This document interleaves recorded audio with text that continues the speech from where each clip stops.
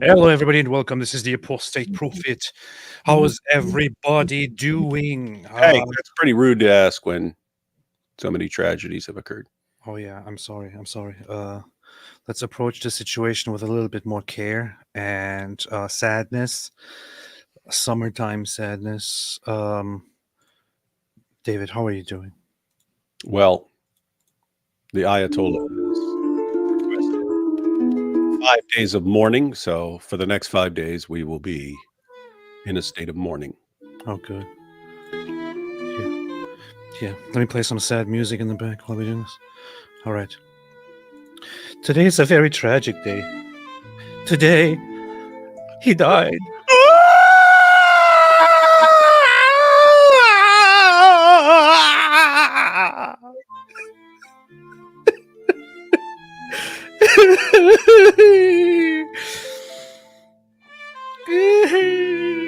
Anyway, yeah, so today HASSAN NASRALLAH has been confirmed dead, and I've been thinking it is totally based, because HASSAN NASRALLAH was a terrible person, a horrible, absolutely horrible, absolutely terrible, messed up individual who was the leader of the head of the terrorist group HEZBOLLAH, which was responsible for killings of hundreds of people, of thousands of people, including hundreds of Americans, by the way, who went around with the gang, with the Shia gang, and said, "Death to America, death to Israel, and curse the Jews.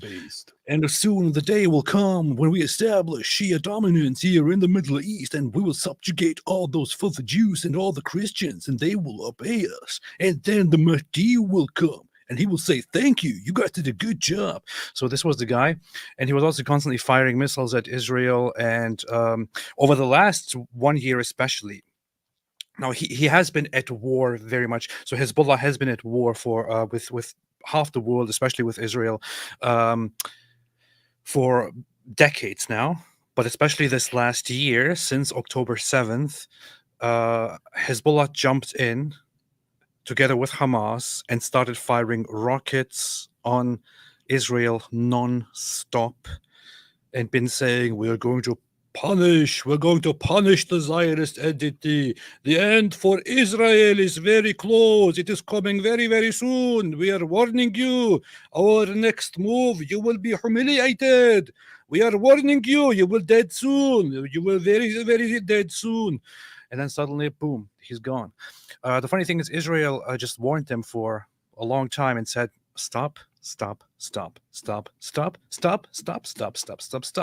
But they wouldn't stop. They kept firing missiles at the civilian population. Israel had to evacuate the civilian population from the northern border. Israel had to evacuate over 60,000, up to 100,000 people from their homes because of the constant firing. And eventually, when Hezbollah didn't stop, and when Hezbollah even further issued threats, such as posting drone images of Tel Aviv and firing missiles into the direction of densely populated Israeli cities and so on, Israel said, all right, the time has come to put in motion all of our plans, which we have kept from them so far. And then as soon as they turned their attention toward Hezbollah, they eliminated the entire leadership of Hezbollah within 1 week. First, by blowing up by leaking in and blowing up their pagers, then blowing up their other communication devices, and basically destroying their communication methods and hurting and killing lots of Hezbollah members in the process.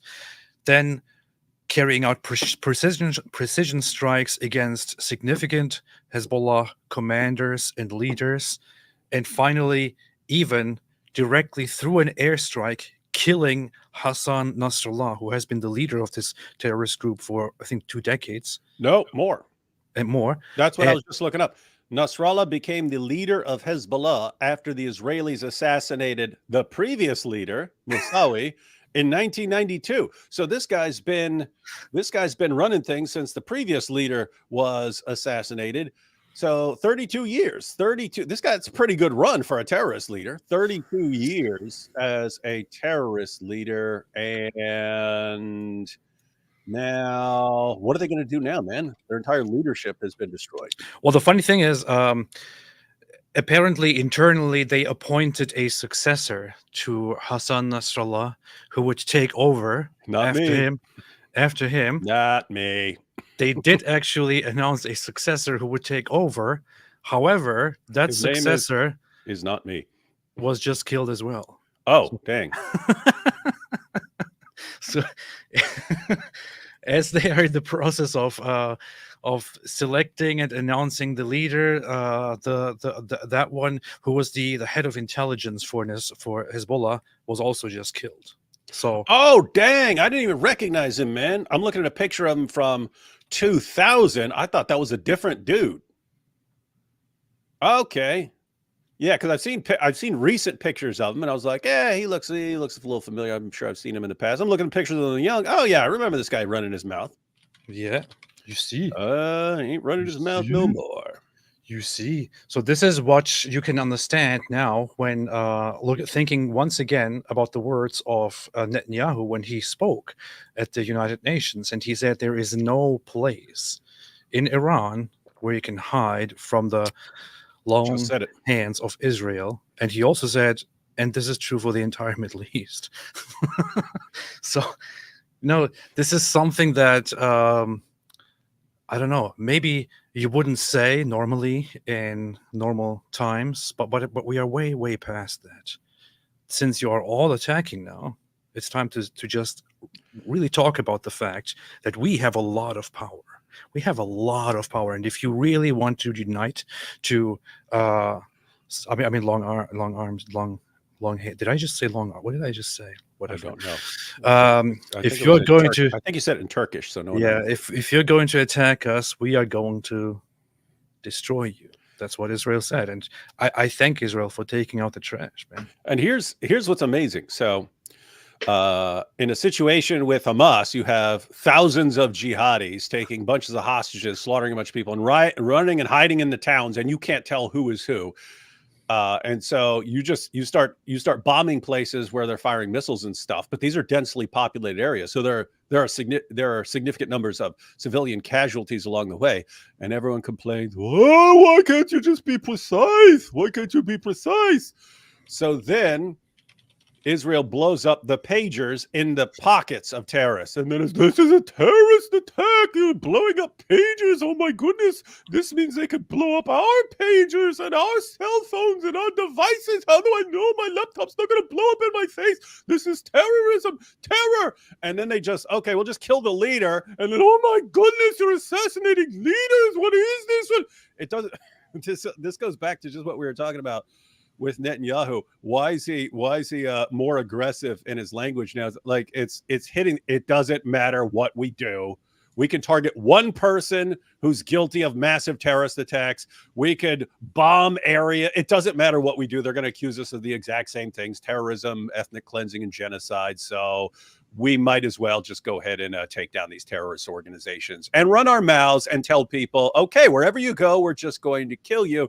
By the way, AP, if you were the Ayatollah right now, how you feeling about your future in Iran? I would feel joyous. I would feel like, yeah, world is safe. I'm gonna do lots of good things. Oh, it's party time. I mess with Israel, now it's party time. Come on. Yeah, I would be a little bit concerned at this moment. Think? Everyone's dead except you now. Every one of their enemies is dead except you. I would be slightly concerned at this point. I would think, okay, man, maybe I should be worried. Maybe I should be a little bit worried about the trajectory, because if the trajectory continues as it is, then I might be next. Wait. Let me modify that. All of the main enemies are dead except you, and Bibi Netanyahu just said, nowhere to hide in Iran. There's nowhere to hide. There's nowhere to hide. There's nowhere to hide. Nowhere. Would you like me to prove that? Okay, I'm going to cover my eyes. Right here at the UN. Ayatollah, I want you to go hide. Find a good hiding spot. I'm going to count. I'm going to count to 100. I'm going to count to 100. You, and then I'm going to yell, Ali, Ali, oxen free. That's when you know I'm coming for you. Make sure you're in a good hiding spot. Okay, ready? 1, 2, 3.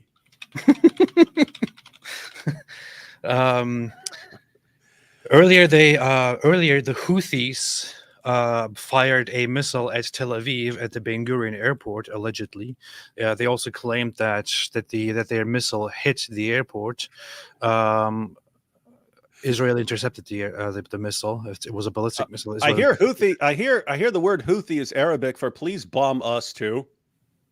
Yeah, so they did that, and lots of people were pointing out they do this thing. They send one missile over, try to hit Israel. Then they tell their own population, "We have struck Israel. The missile has been effective. We have hit their targets." In reality, the missile has been intercepted. Nothing has been hit.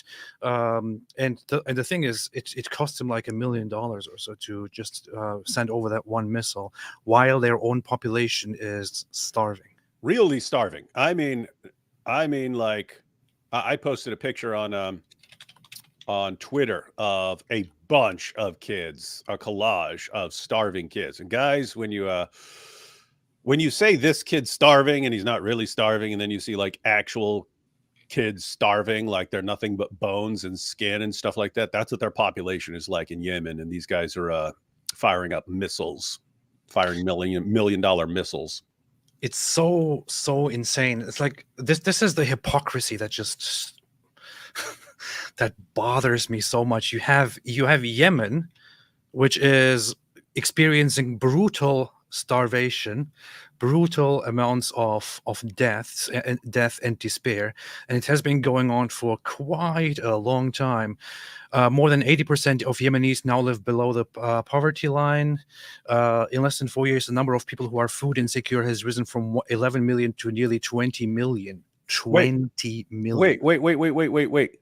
Why do I not hear about this all day, every day? I mean, because there's been this war. There's been this war going on for years in Yemen. Wait a minute. I recall stories about them like bombing weddings and stuff like that. And Saudi Arabia and the UAE, they're bombing the crap out of these. And then the Houthi, everyone's bombing. And I hear almost nothing about. You have to actually go and look for something on this topic, even though it's been endless for years now. It's weird. It's almost like, if it's Muslims killing Muslims, or if it's Muslims killing Christians, or if it's Muslims killing Hindus, or Muslims killing someone else, it's not news. No Jews, they say, no news. Seriously, if one of the sides in this conflict here was Jews, it wouldn't even matter on what side they are and whether they are right or wrong and whatever it is, or the aggressor or the defender. They would be walking around and marching and protesting about this. But since it is Muslims doing it to themselves, a Sunni Shia mostly fight, but also a more political and sectarian brutal fight. Since this is the cause for people dying here, we are not hearing about it. In fact, you have people in the West protesting and praising the Houthis and saying, yeah, Houthis keep going, Houthis keep going. These guys actually have a starving population. We have heard so much about deliberate starvation by Israel in Gaza, which is not happening. We have here actual starvation happening, actual people dying. But we hear from those scumbags about Gaza all the time, not about this. Wait, you mean Israel is starving Gaza by bringing in all these trucks loaded with food? What was it that Netanyahu said? It's enough. They're bringing in enough food for every man, woman, and child in all of Gaza to have 3,000 calories a day. That is the opposite of starvation. That'll get you fat. Yes. Wait a minute. This guy actually... So here you have actual starvation and no one cares? This guy actually published a Nazi cartoon propaganda. He's the the Ministry of Foreign Affairs and diplomacy. For public diplomacy and spokesperson for Iran, who actually publishes Nazi propaganda against Jews. That's quite funny. Yeah, it's quite telling. That's quite hilarious. Quite funny. Quite funny. Let's see what this is.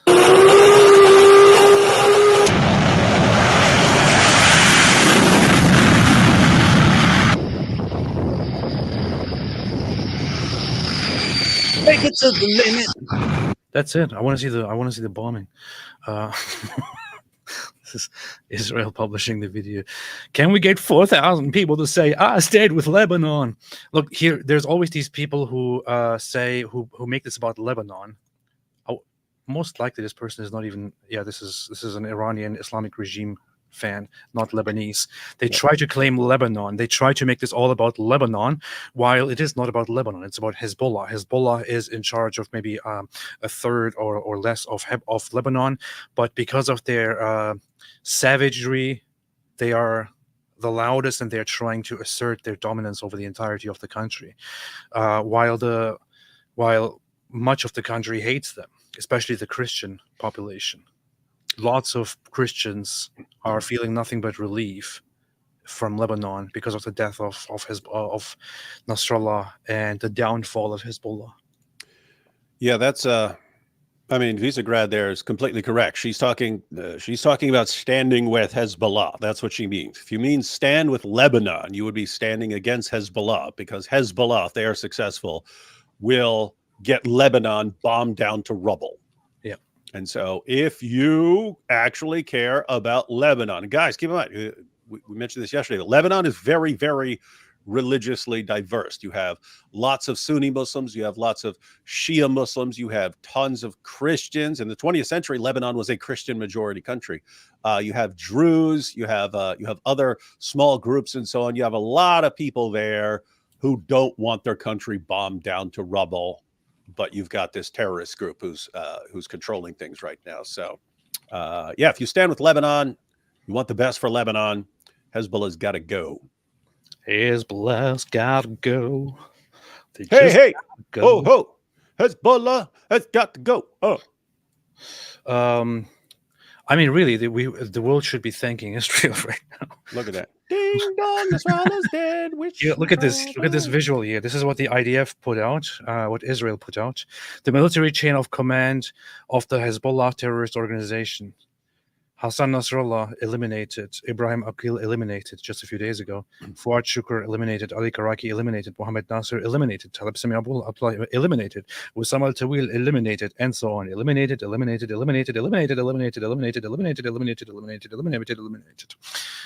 May it continue. Next, it would be very nice to see the Iranian Islamic regime. Isn't this just beautiful? This is just so funny.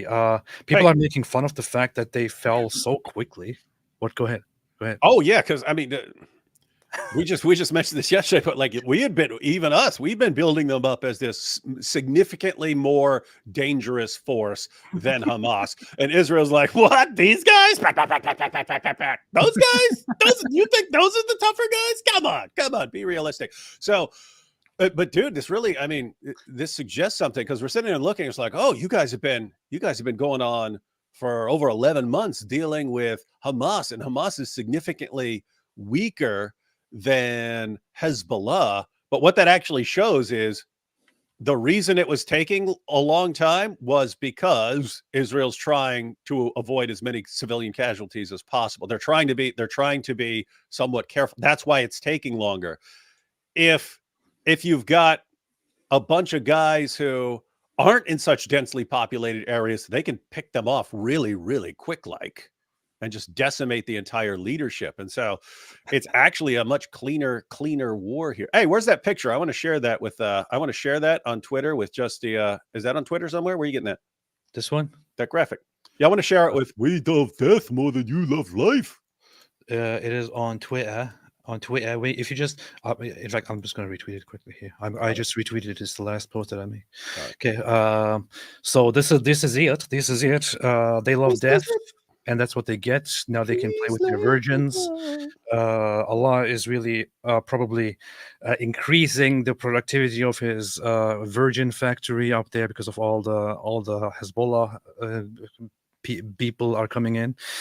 And yeah, it's a fantastic thing, man. And the issue is also that it wasn't just others, it wasn't just us and other people saying that Hezbollah is a very serious group, and that it will be more dangerous and more difficult to take them down and to fight them. It was also maybe this was a strategy, but it was also the Israel, the IDF themselves, that basically said in their public statements that that Hamas is a dangerous and significant force to be dealt with and all that. And so they made it look like Hezbollah needs to be taken very, very seriously, and it's going to be very, very difficult. And then as soon as they turned their attention from Gaza to Hezbollah, it literally took 1 week. It took 1 week to take down the entirety. I loved this this post. I can't stop laughing. That is Years funny of right there. build up only for the entire terrorist group to be gone in a week.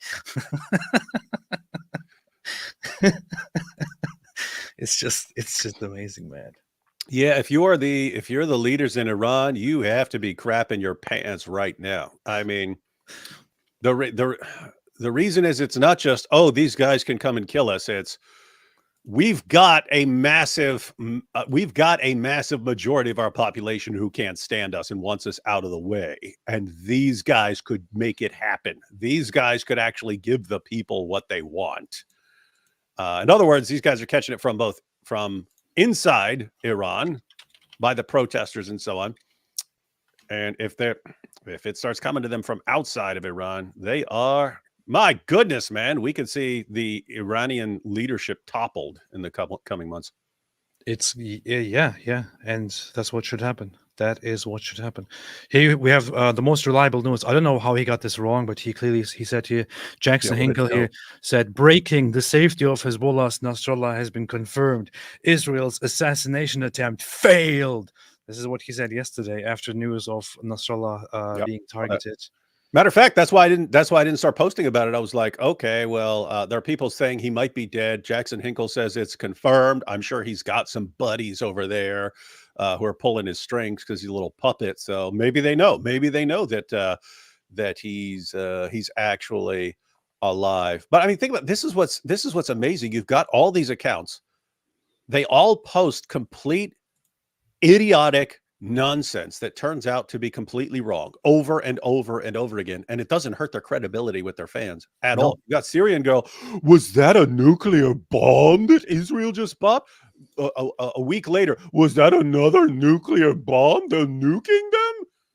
And their fans, oh my goodness, they're nuking them. What? And then you've got Jackson Hinkle. It's been confirmed. My sources have confirmed it. I've got the evidence. I've got the receipts. He is alive. Next day, oh, we're all in mourning because it's like. I imagine Syrian girl coming out of a public toilet stall and shutting the door and saying, "Don't go in there. I think somebody just dropped a tactical nuclear bomb." So it was me. Here's Khamenei saying the Zionist criminals need to know that they are far too weak to be able to inflict any significant damage on the solid structure of Lebanon's Hezbollah. Oh my goodness, no significant damage. And then here's the community note. In fact, the Zionists referred to here Israel just destroyed the Hezbollah headquarters and wiped out its entire leadership. Community notes for the win, man. Community notes for the win. If there was, I have to say, my favorite thing of the entire year, my favorite thing of 2024 has been the rise of community notes for correcting complete idiotic nonsense. Yeah, including by idiots like Khamenei. They had them before, but they've just really taken off because, and it's a really an awesome thing because when Elon takes over and it's gonna, hey, we're gonna make this a free for all over here, and any idiot and Nazi and anyone else can just post a bunch of nonsense all day. You're like, gosh, this could be really bad if people get to spread complete nonsense. How are they going to deal with that? How are they going to have any sort of correction? People get community noted. That's what they do. Community noted. That's what they do. Here is Jonathan El-Khouri, who is a Lebanese Israeli Arab. He says, as a Lebanese, this is one of the, or he's a Christian, it is one of the happiest days in Lebanon's history. As a Middle Easterner, this is one of the most transformative days for the Middle East. As a human being who holds peace before my eyes, this is the most important day for our region.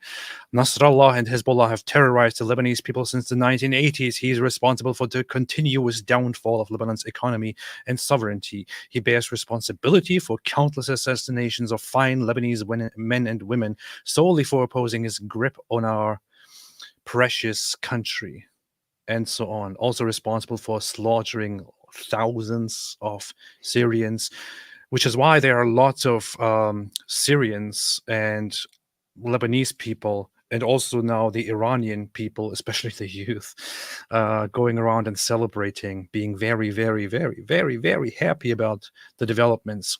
Some people are not quite as happy. This is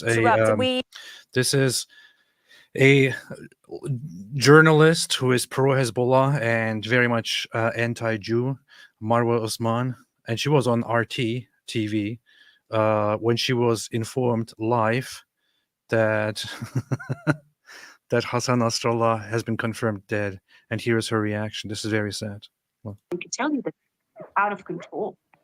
Marwa, so sorry to interrupt. We do now have official confirmation from the Hezbollah group of the death of Hassan Nasrallah. What's your response, please? I'm so sorry. Let's end the interview there. We were talking to Marwa Osman, journalist and TV. Why are you smiling, you host? Clearly, sadistic creep? This is very sad, man. It is breaking my heart. This is very sad. It's melting my cold heart. How she clearly is very upset. Response, please. I'm so sorry. It's not funny. This is not funny. It's not funny. Stop laughing. There are people laughing about this. Why are you laughing? This is not. This is not funny. Not funny, man. What's wrong with you? Here was Visegrad's response to Khamenei saying, I hereby announce 5 days of public mourning in Islamic Iran. Visegrad responded with, this you, bro. Hezbollah is the victor. Isn't that crazy? He just posted that. What was like a day or two ago? Yeah. Hezbollah's the victor. Oh, wait a minute. The entire leadership has been destroyed? Oh, no. What were you running your mouth about, dude? We've got 5 days of mourning fights. Dude, it's like 30 hours ago you said Hezbollah, the victor. You see. And of course, I don't really have the rules of not laughing at somebody being very upset about somebody's death, especially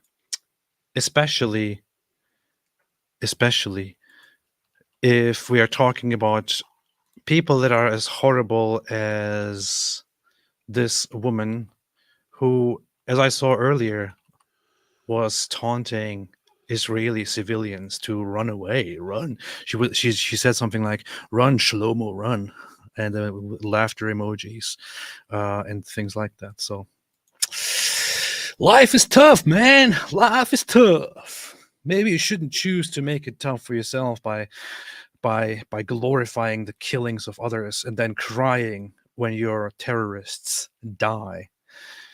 The very worst people on X are crying today.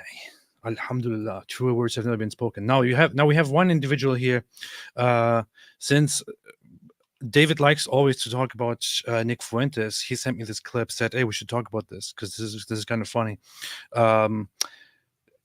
Here, Visegrad says, "I don't know about you guys, but I'm really getting sick of the tough talk from Hezbollah, because that's all they are," and so on. Says Nick Fuentes. Let's see what Nick Fuentes, the little baby Nazi, little Hitler, has to say here. Can you imagine if he actually had a little mustache? Yeah, then he would be really little Hitler. Little Hitler. And it's like, I don't know about you guys, but I'm really getting sick of like the tough talk from Hezbollah. It sounds like he's actually getting sick. His voice sounds hoarse. Yeah, it does. They talk all this shit and they just keep losing.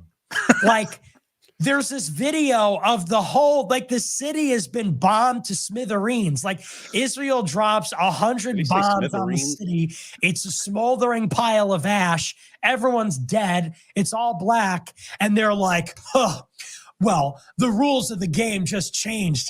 It's like, you just got your shit pushed in. It's over.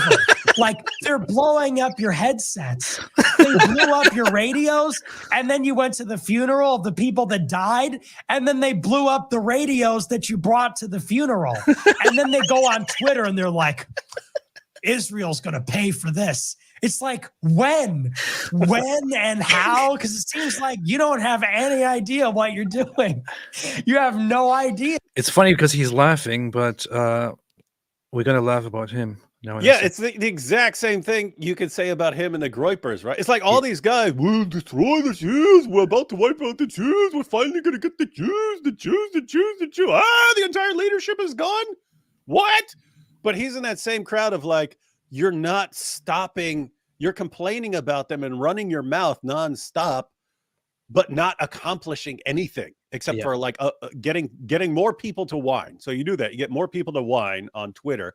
But I mean, keep in mind, like Nick here has the same idea as like Hezbollah and Hamas. It's okay if we go out and start doing stuff. Yeah, we're not going to win right now, but down the road we'll rally so much support that eventually we get our victory.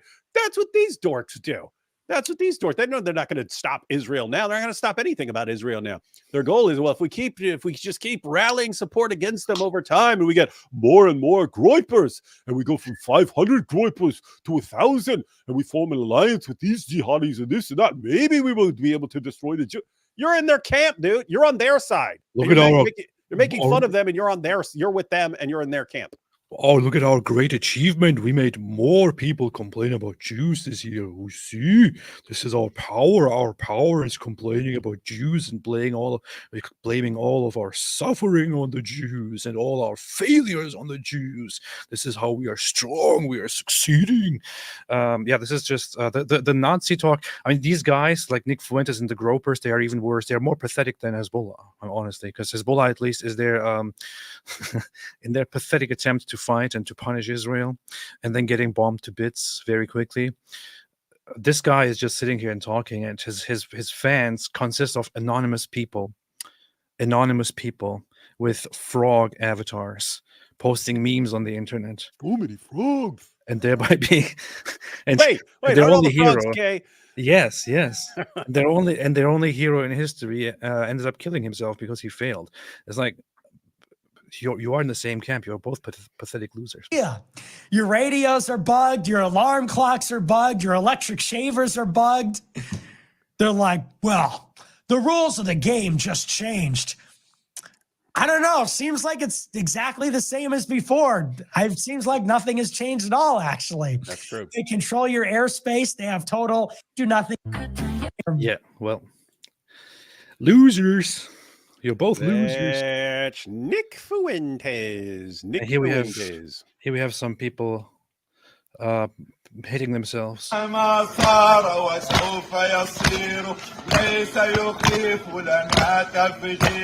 the people.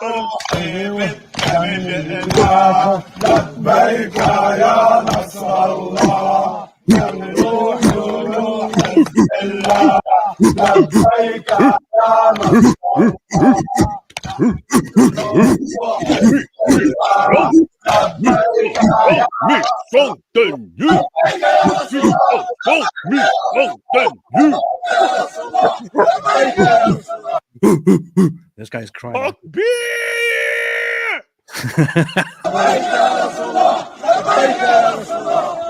This guy's fake crying. He just noticed that the camera is there. And he was like, "Okay, I should act like." Okay, my brother told me to stand here. Solidarity. Oh, the camera's pointing at me.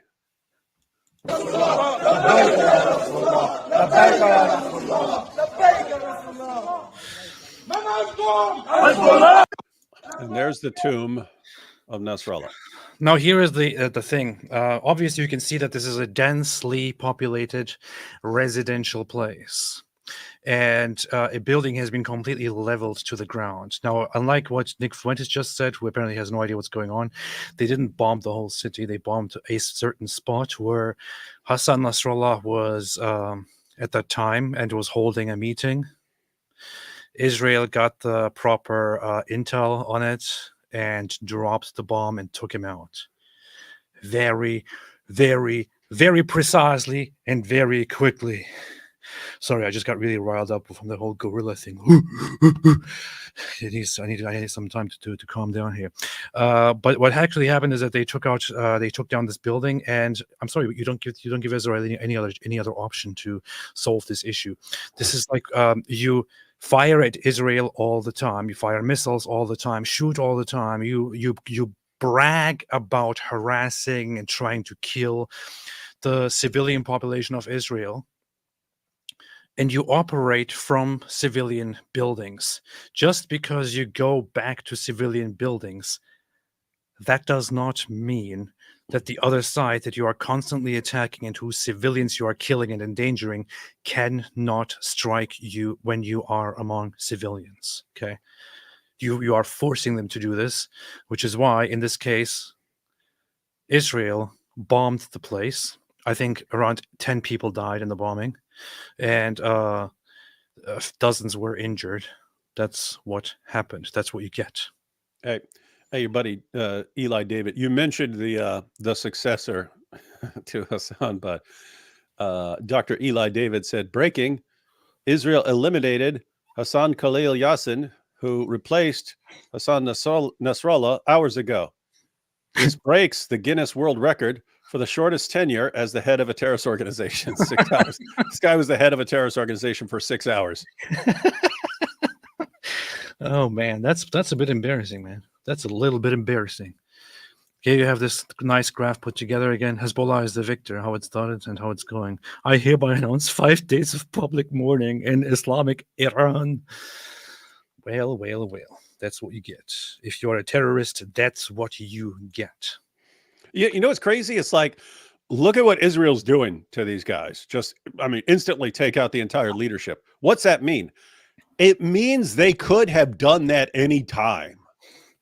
Israel, the entire time, this guy is calling shots. Israel could have taken out their entire leadership. Yeah. Israel could be taking out Hamas leaders left and right anytime they want. They could have been doing this all the time.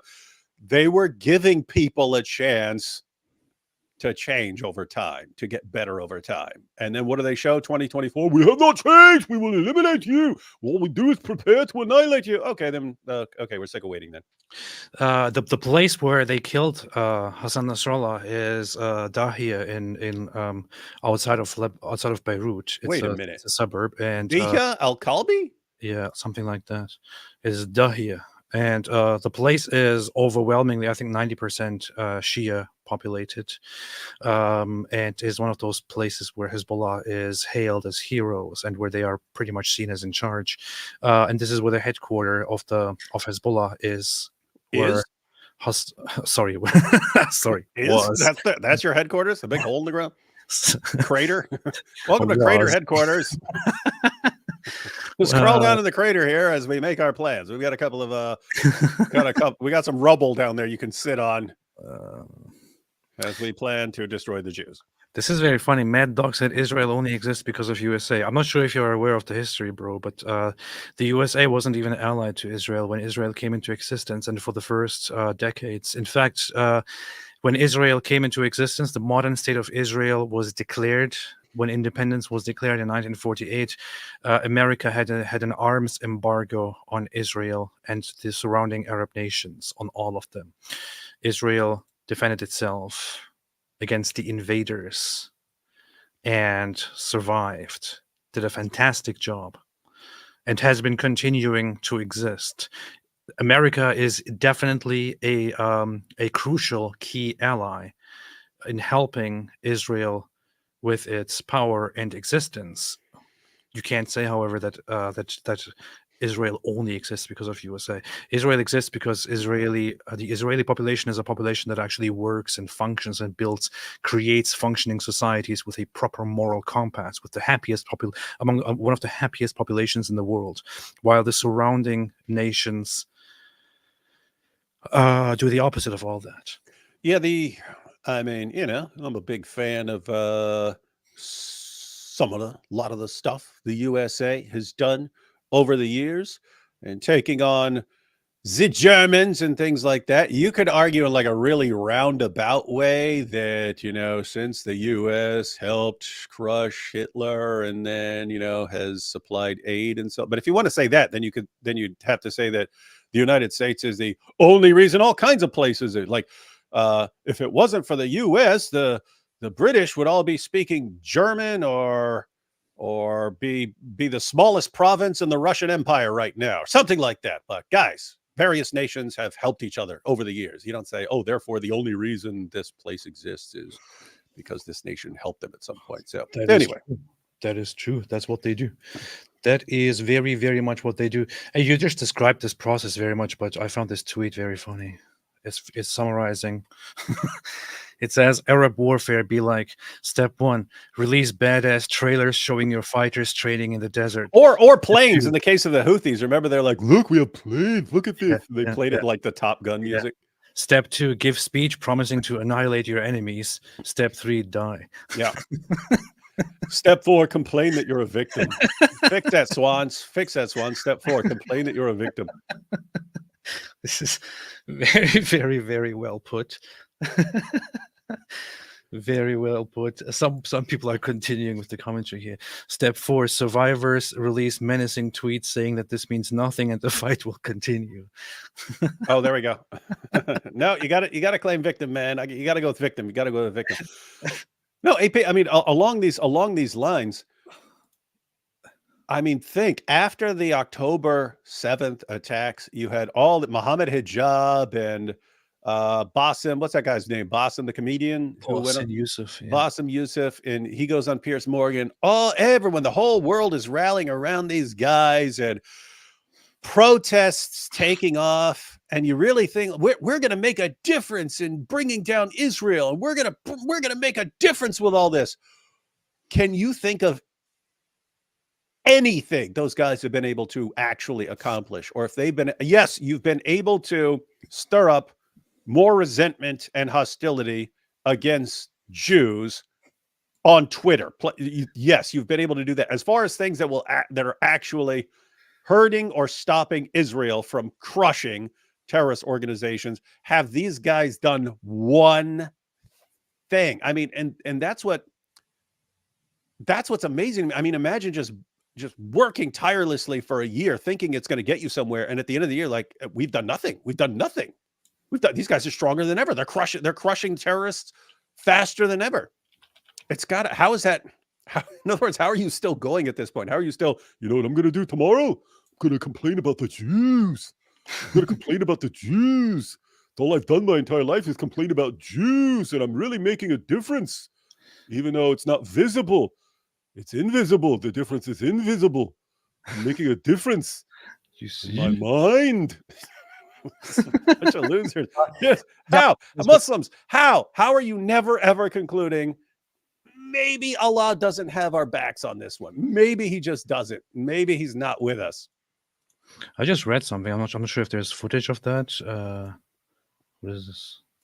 6, with more than 150 injured, but the Japanese using them as a human and threatens to destroy in the southern suburb of Okay, the footage of that is not here, but one of the reports from just look at this here. Just look at this report from AP News, which is my news channel, which I own, of course.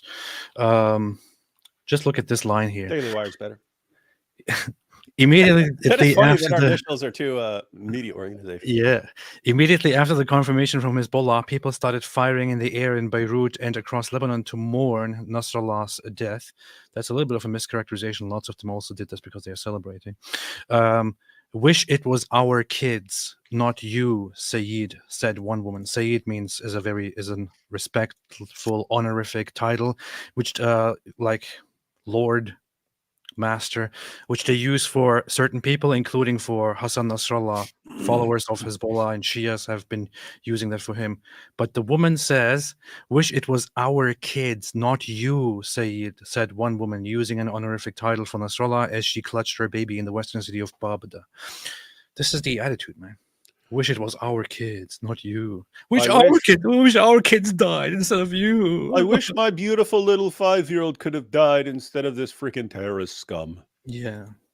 Wish our kids were blown to bits and not our favorite terrorist guy. I mean, think about this, because it keeps coming up that you have people in the West thinking, oh, other people, they have a different religion or something like that. But basically, we're all the same. I don't think these people are the same. No, they're not. I don't think they're the same as you. And you're like, oh, look, let's bring this woman and her kids to Great Britain so we can help her. And she wants her kids. She'd rather her kids die as martyrs than one of the terrorists who's trying to annihilate Israel. That is true. That is true. And he wants to kill. Wanted to. Yeah, wanted to, not wants to. You just said want to once. So you should correct yourself. Shame on you. Shame on you. Shame on you. You alive named him. So Reza Pahlavi says Hezbollah will be defeated. The Islamic regime in Iran will also be defeated.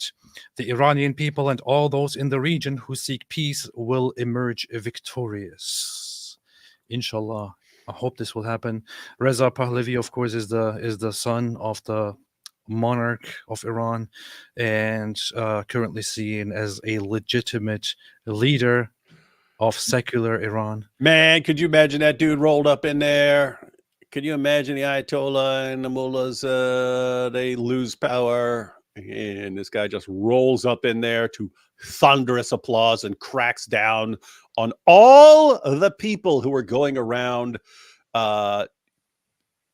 killing, raping, torturing female protesters for not wearing the hijab and so on? I'm going to tell you what would probably happen. Not sure if it is likely in Iran because it has a very distinct population, but if they actually ended up removing the Islamic regime and doing with them whatever they want, significant parts of the population would want to drag the Ayatollah and the leadership out into the streets and have their way with them and execute them. We've seen that, yeah. At the very least, it's a parading the bodies through the streets sort of thing. You get people enraged enough, and so I mean, just imagine this guy. I mean, because that's what happened in Iraq with Saddam, right? And then in Libya, when they got Gaddafi, they started ramming things into his butt and stuff like that. After they killed him. Yeah, I would say the Iranians are a little bit more civilized. Yeah, they are. But that's why I'm saying parade his body through the streets type thing. Maybe not inserting things into his rectum like they did with Gaddafi, but yeah, I mean, just imagine. It's like your sister or your daughter or something like that was locked up and raped and who died in prison because of these guys and stuff. And then you get the dude who did this. Not going to be pretty. And keep in mind, if the people rise up when their leaders start collapsing, it's not just guys like the Ayatollah here. It's all those cops and so on who are carrying that stuff out. The Revolutionary Guard, all those guys who are doing stuff. There's going to be some, they might end up with official trials and executions and stuff with these dudes. Yeah. So current announcements by former Prime Minister Naftali Bennett. He said we should not make a mistake. This is a very, very important opportunity to remove the entirety of Hezbollah and similar threats from the Middle East. He says Hezbollah right now is temporarily very badly harmed and injured, but if we let go of them now, they will just recover and hit us back in 2 or 3 or 5 years. and nobody wants this. Take That's the an interesting opportunity point. and do something about this. They are on the ground right now. They are beaten right now. Do something. He also appeals to the United States to not treat this as, okay, we have done a lot of things now. Okay, let's not further escalate. Let's not further. No, do escalate. See, the escalation here just brought Hezbollah to its knees.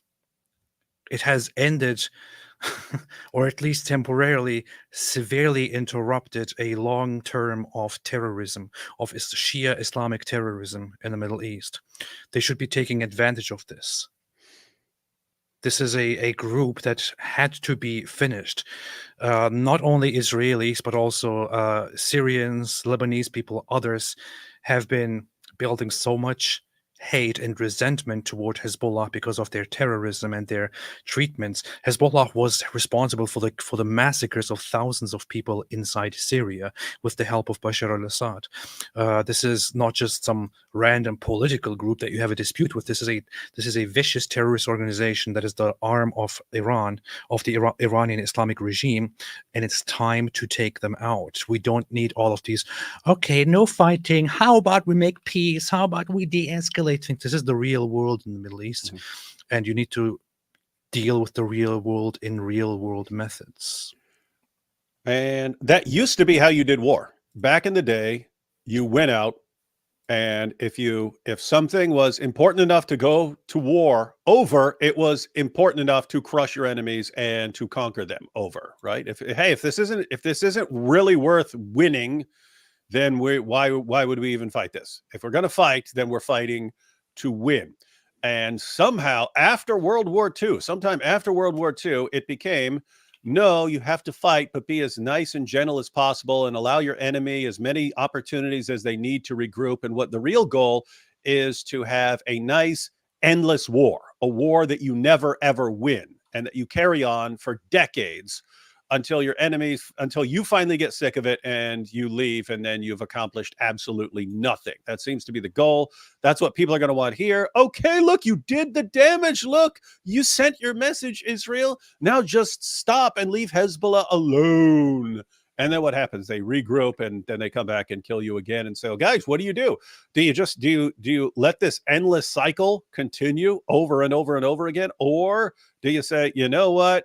Because keep in mind, we keep talking about Israel basically like letting them keep bombing for the past year, and not really going in and taking care of the problem. It's not just the last year. You're talking decades. You're talking decades of these guys firing rockets into Israel.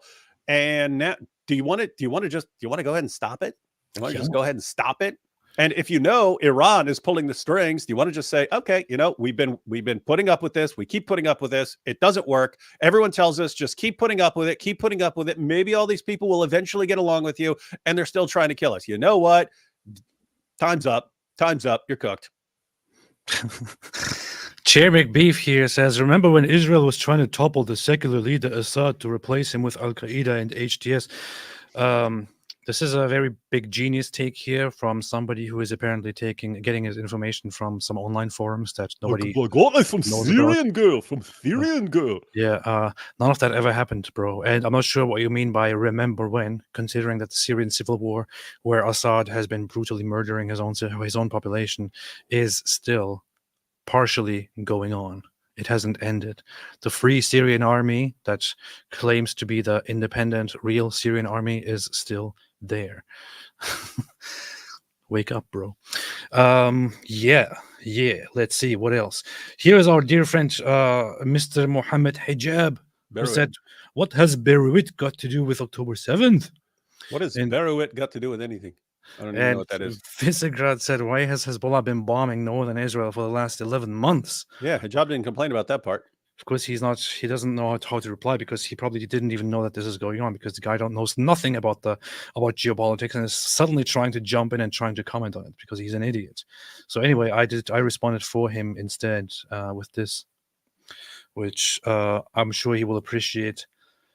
his messages to us where he said, Gimp, David Wood can give you a golden shower.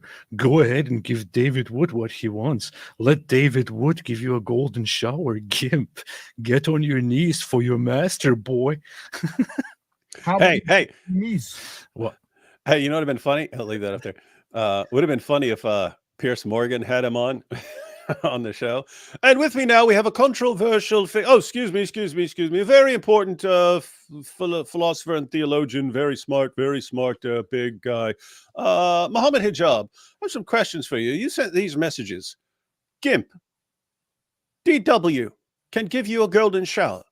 Go ahead and give D Wood what he wants. Let D Wood give you a golden shower. Gimp, get on your knees for your master, boy. You can suck that. Golden shower from your master. I know you need a slave master. Golden shower. Gimp, get on your knees for you. Let him slap your face. You find. How do you explain this? Wait a minute. Yeah. And what would he then say? He would say, oh, this way when we deal with the enemies of Islam, it is okay to insult them and mentioning sex in private parts, because our scholars have also done the same thing. The Prophet Muhammad sallallahu alaihi wasallam also did the same thing. If they do it, why would I listen to you, you weakling? Piers Morgan, you weakling. Here we have a mosque. Hey, when he said find there, do you think he meant fiend and he misspelled it like he misspelled Beirut? Or do you think he knows your German background and he was using German for enemy? No, I think he just I think he doesn't know how to spell things properly sometimes. Okay. I don't know, maybe he has a condition or so. Maybe he has brain cancer or something, I don't know. So here's a mosque in Syria celebrating the death of Nasrallah. Thank Allah for the death of the oppressive Hassan Nasrallah. Sunni alert! Sunni alert! This is a Sunni mosque celebrating the death. How did I know? And the funny thing is that lots of the Sunnis that are celebrating are pretty much on the side of Sunni Islamic terrorists in a conflict against him.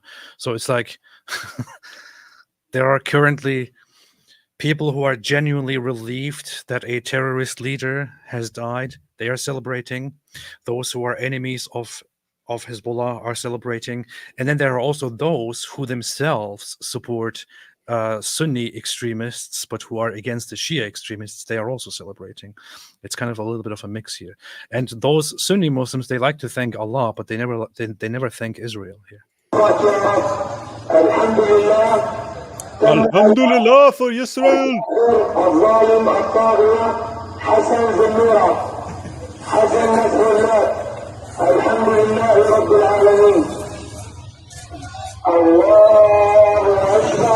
It's so funny. They get the news of Hassan Nasrallah dying, and they're like, "Yeah, Alhamdulillah, Alhamdulillah, he's dead, Alhamdulillah." Why don't you stop for a second, and instead of saying Alhamdulillah, you say Alhamdulillah Israel? Why don't you say thank you, Israel? Israel, you are great. Israel, thank you. Thank you, Israel. Can we kiss your feet, please, Israel? They forget to do that. They always thank Allah. I don't know why. Here is another woman here crying. إذن نال سيد الشهداء الشهادة، نالها دفاعا عن غزة، نالها دفاعا عن فلسطين، نالها دفاعا عن القضية، نالها دفاعا عن بوصلكات لا تملح الله. So anyway, she's crying. She called him the master. He has been martyred and so on. She says, how come none of these people, how come it doesn't click in any of their heads to say something like, I wish he hadn't bombed Israel for the past year and been terrorizing them for decades, because then he'd still be alive. But, you know, you reap what you sow, and he kept messing with, he kept launching rockets over there until they bombed his headquarters with him in it. Like, how does that never occur to anyone? I was not going to I was going to say this is not funny. It's very sad, and I feel for her. But then I scroll down here and I read this here by Sharon, which says her sugar daddy is dead. People are mean. Poor lady's sugar daddy's gone, and you're making fun of her. Her sugar crying over her sugar daddy, and you're mocking her. Sharon 305 native. How would you like it if your sugar daddy kept bombing Jews and then the Jews retaliated and bombed him? Huh? How would you feel? Huh? You wouldn't like it, people making fun of you, would you? Huh? Yeah. Oh man. Here's another one from and how they Press TV. we no longer care what the people think, what the Western world thinks, and how they judge us, and how they label us. We're going to fight back stronger than ever before. Really? That's the takeaway? That's your takeaway is we need to fight. We need to fight harder. We're gonna kill even more Jews, and we're gonna launch even more rockets from our beautiful headquarters. Oh no, it's a crater. Oh, this is so pathetic. It's like she's pretending to cry almost. It doesn't even sound genuine. Today, maybe he is, as a leader, he did not die. Sayyid NASRALLAH does not die. He is immortal. Oh, man. He isn't immortal. He's dead, lady. Trust me. And what he continues to be. Hey, let me tell you, Miss Mariam Saleh, he's dead. Yeah. He's dead. He died like a dog. Yeah. I don't even celebrate deaths, but that you're being an idiot when you're like, he's not dead. She's not even talking about like alive in the Quranic sense of speak not of those who died in the way of Allah as though they're dead because they're alive. And so she's not even talking about that. She's like, because his movement lives on and he's going to inspire so many people to go slaughter Jews. Actually, I think everyone who's watching this right now is like, maybe not a good time to be going after these. He died like maybe not a good time. Maybe not a good time. This was about Abu Bakr al-Baghdadi when he was taken out, the leader of ISIS, but always the same sentiment. He died like a dog. He died like a coward. He was whimpering, screaming, and crying. And frankly, I think people go through the door brought out so that his followers and all of these young kids that want to leave various countries, including the United States, they should see how he died. He didn't die a hero. He died a coward, crying, whimpering, screaming, and bringing 3 kids with him to die, certain death. And he knew the tunnel had no end. I mean, it was a closed end. They call it a closed end tunnel. Anyway, he died like a dog. He died like. So this is true again for Hassan Nasrallah. Just for those who think he didn't die, let's play it one more time. He died like a dog. He died like a coward. He was whimpering, screaming, and crying. And frankly, AP, seriously, I mean, look at Hamas's leadership, almost completely obliterated. Hezbollah's leadership, obliterated. ISIS leadership, obliterated. And you've got all these, Allah's on our side to kill the Jews. At what point do you at least start to wonder if you should be going out and laying down your life? Like, at what point do you ever stop? Maybe I shouldn't be listening to this guy tell me to go and die fighting the Jews. The thing is, maybe Allah's not with us on this. The funny thing is they don't even have a concept of honorably conceding that you have obviously lost and that it's time to give up and move on. And all that. They don't have that concept. There is such an immeasurably, immensely insane amount of arrogance and extremism involved in Islam and Islamic cultures that you can't just accept loss like that. You don't lose and just give up. If you lose, that means, how dare you? You have humiliated me.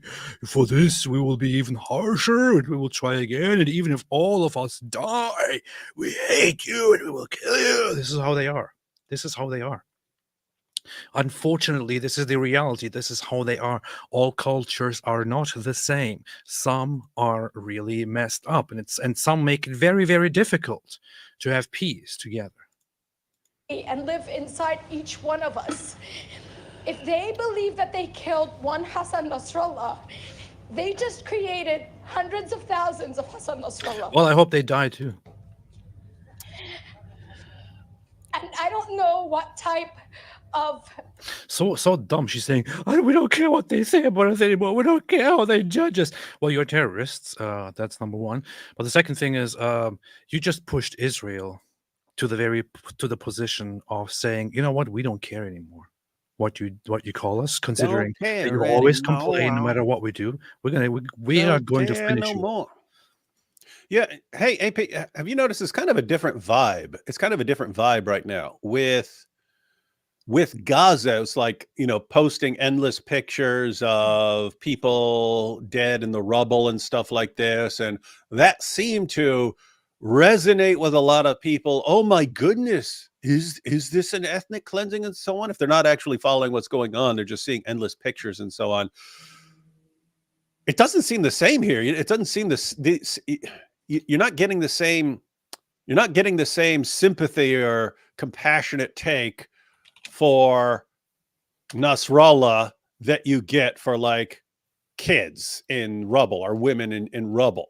People don't seem to care as much about taking out a bunch of terrorist leaders or blowing a bunch of people's balls out. You'll have people complaining. They still complain, oh my goodness, this is terror. But I don't see the same. I don't see it resonating with people as much as the case against what was happening in Gaza. And so this chick right now, hundreds of thousands of more going to rise up. I don't think they will. I think the actual terrorists are going to be terrified to take his spot. And I think other people are like, well, what the heck? He's a terrorist who kept bombing them for years and for decades. And then they took him out. Okay. You reap what you sow. So anyway, in other words, I don't think this is getting anyone on board against Israel who wasn't already on board against Israel. So sorry, lady. I don't think this is helping your cause at all. You're stupid. It's not helping your cars. Not helping your cars at all. Yeah.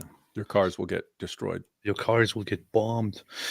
Let's see. I want to look at one of those polls here about Hezbollah and popularity in Lebanon.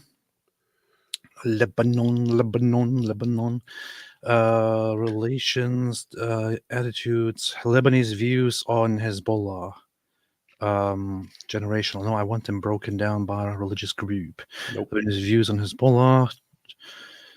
U.S. policy. Sunni, Shia, Christian. I know, but it's what different things. Here, wait. Lebanese views on Hezbollah. Lebanese views on Hezbollah. Lebanese views on Hezbollah.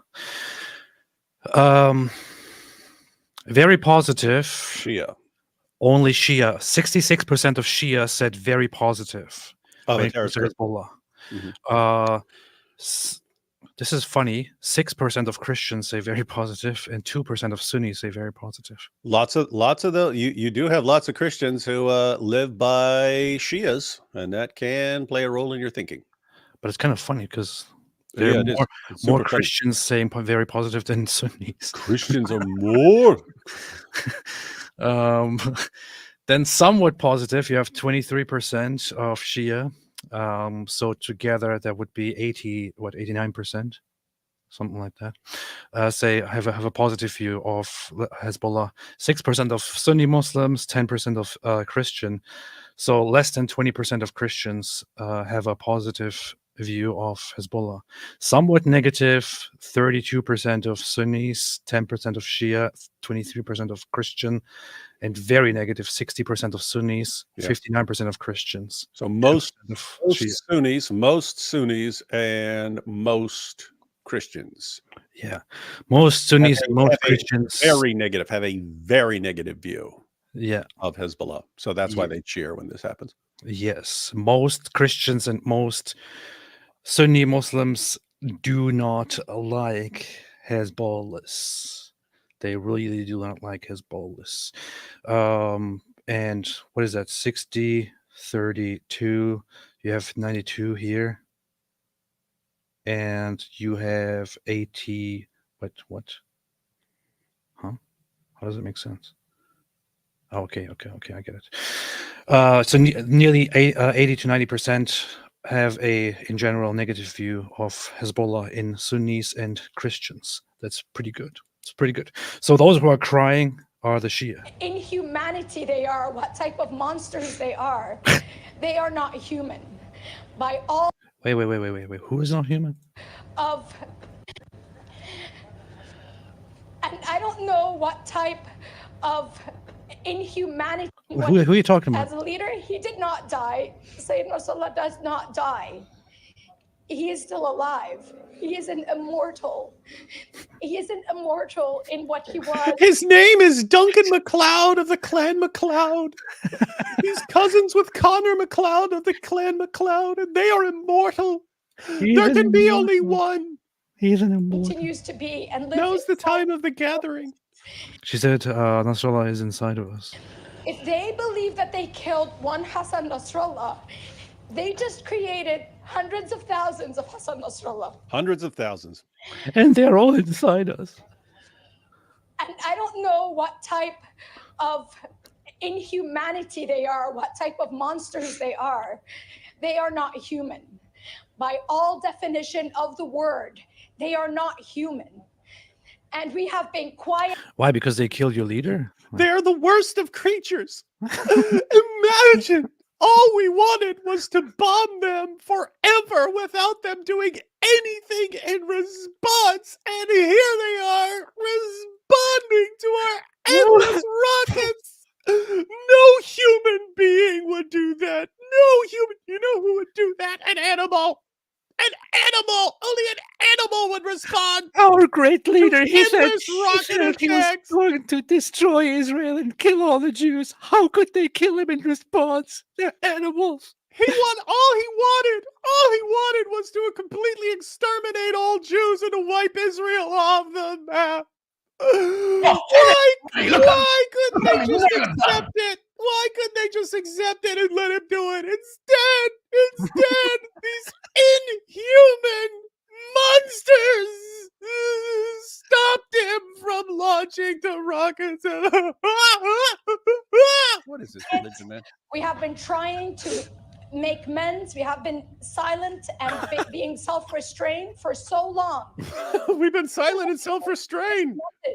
Of even trying to be amicable to those sides that are supporting this monstrous regime, this barbaric regime that continues to kill our children and our men and our women.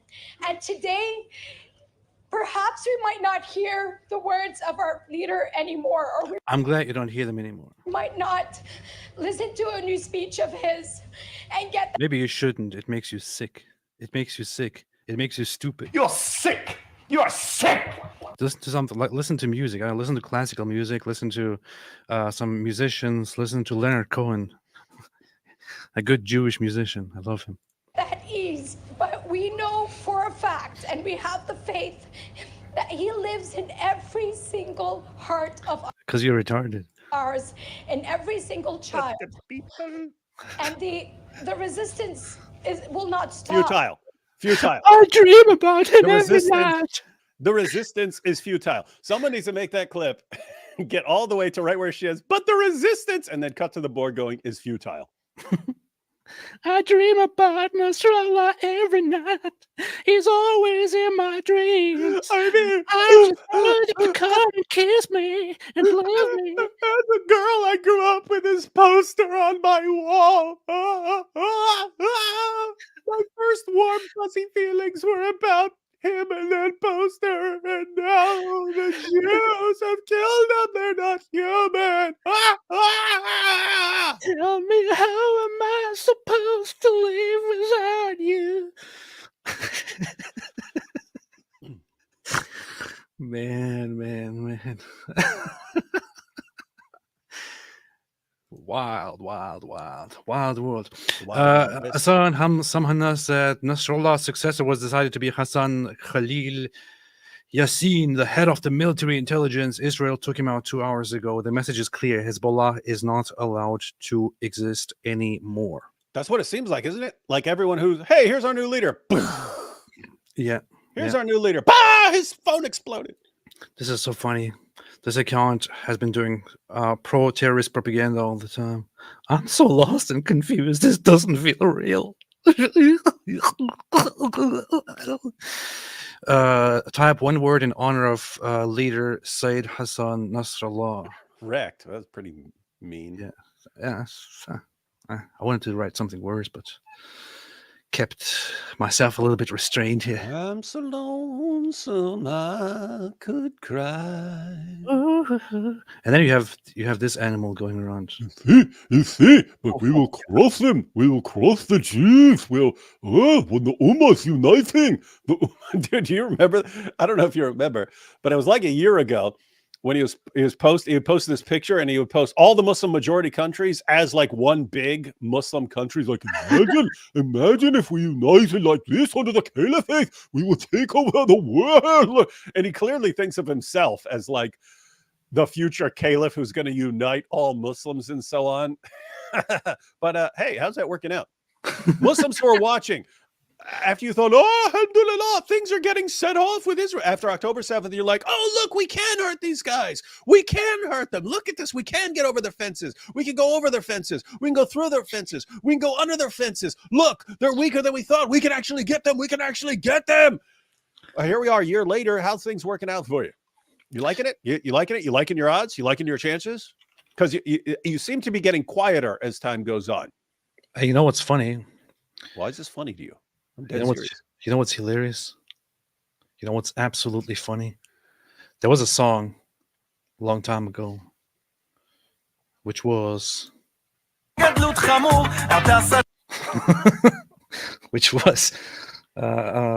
old song about Nasrallah, and I think that was like 20 years ago or so. Yalla ya Nasrallah. Yalla ya Nasrallah. Israel.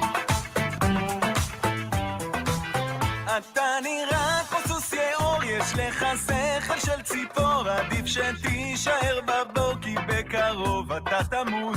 אתה פשוט אידיוט גמור, עם שיגעון גדלות חמור. אתה שטן או בקיצור, אתה חלאת האנושות. גם אם תזרוק עלינו טילים, או תאיים על הגלילים, החברים שלך מסוריה ואיראן. גם אם תפיל כאן עוד קטיושות, תדע שאין כאן שום ירושות, ביחד נתגבר על הצרה. יאללה יא נסראללה, נדפוק אותך אינשאללה, נחזיר אותך לאללה, עם כל החיזבאללה. יאללה יא נסראללה, תלך מפה יזבאללה, נמצא כבר מלמעלה, שזה הסוף שלך אתה. That's beautiful. This is a Hebrew-Israeli song. Yeah, I don't know what any of that said, so hopefully I wasn't dancing to messed up stuff. You can see it right here. It's right here on the screen, man. It was saying, it was saying really, okay, really you got subtitle. I wasn't paying attention. Yeah. I looked at the top subtitle, which made no sense. It was just gibberish. But you're pointing out that the subtitle below that was actually okay. You see, that's what they do. If you ally with the disbelievers in any wajh min al-awjuh, any way, shape, or form, if you ally with the disbelievers, you're a disbeliever. Hey, let's go join the LGBTQ community and please for Palestine to unite with us, and let's form an alliance with the gropers. Let's and the communist atheists. Let's all form a big alliance. Walking clown emoji here. Allying yourself with a disbelieving nation who believe in kufr and shirk.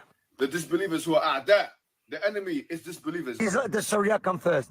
Islam come first. No doubt about it in my mind. No doubt about it. 100%. Yeah, no doubt about it in my mind.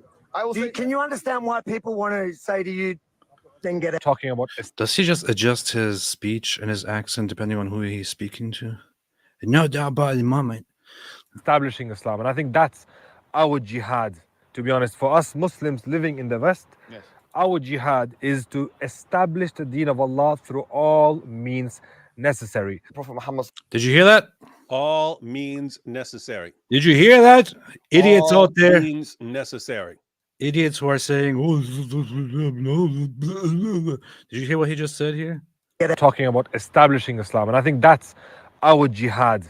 To be honest, for us Muslims living in the West, Yes.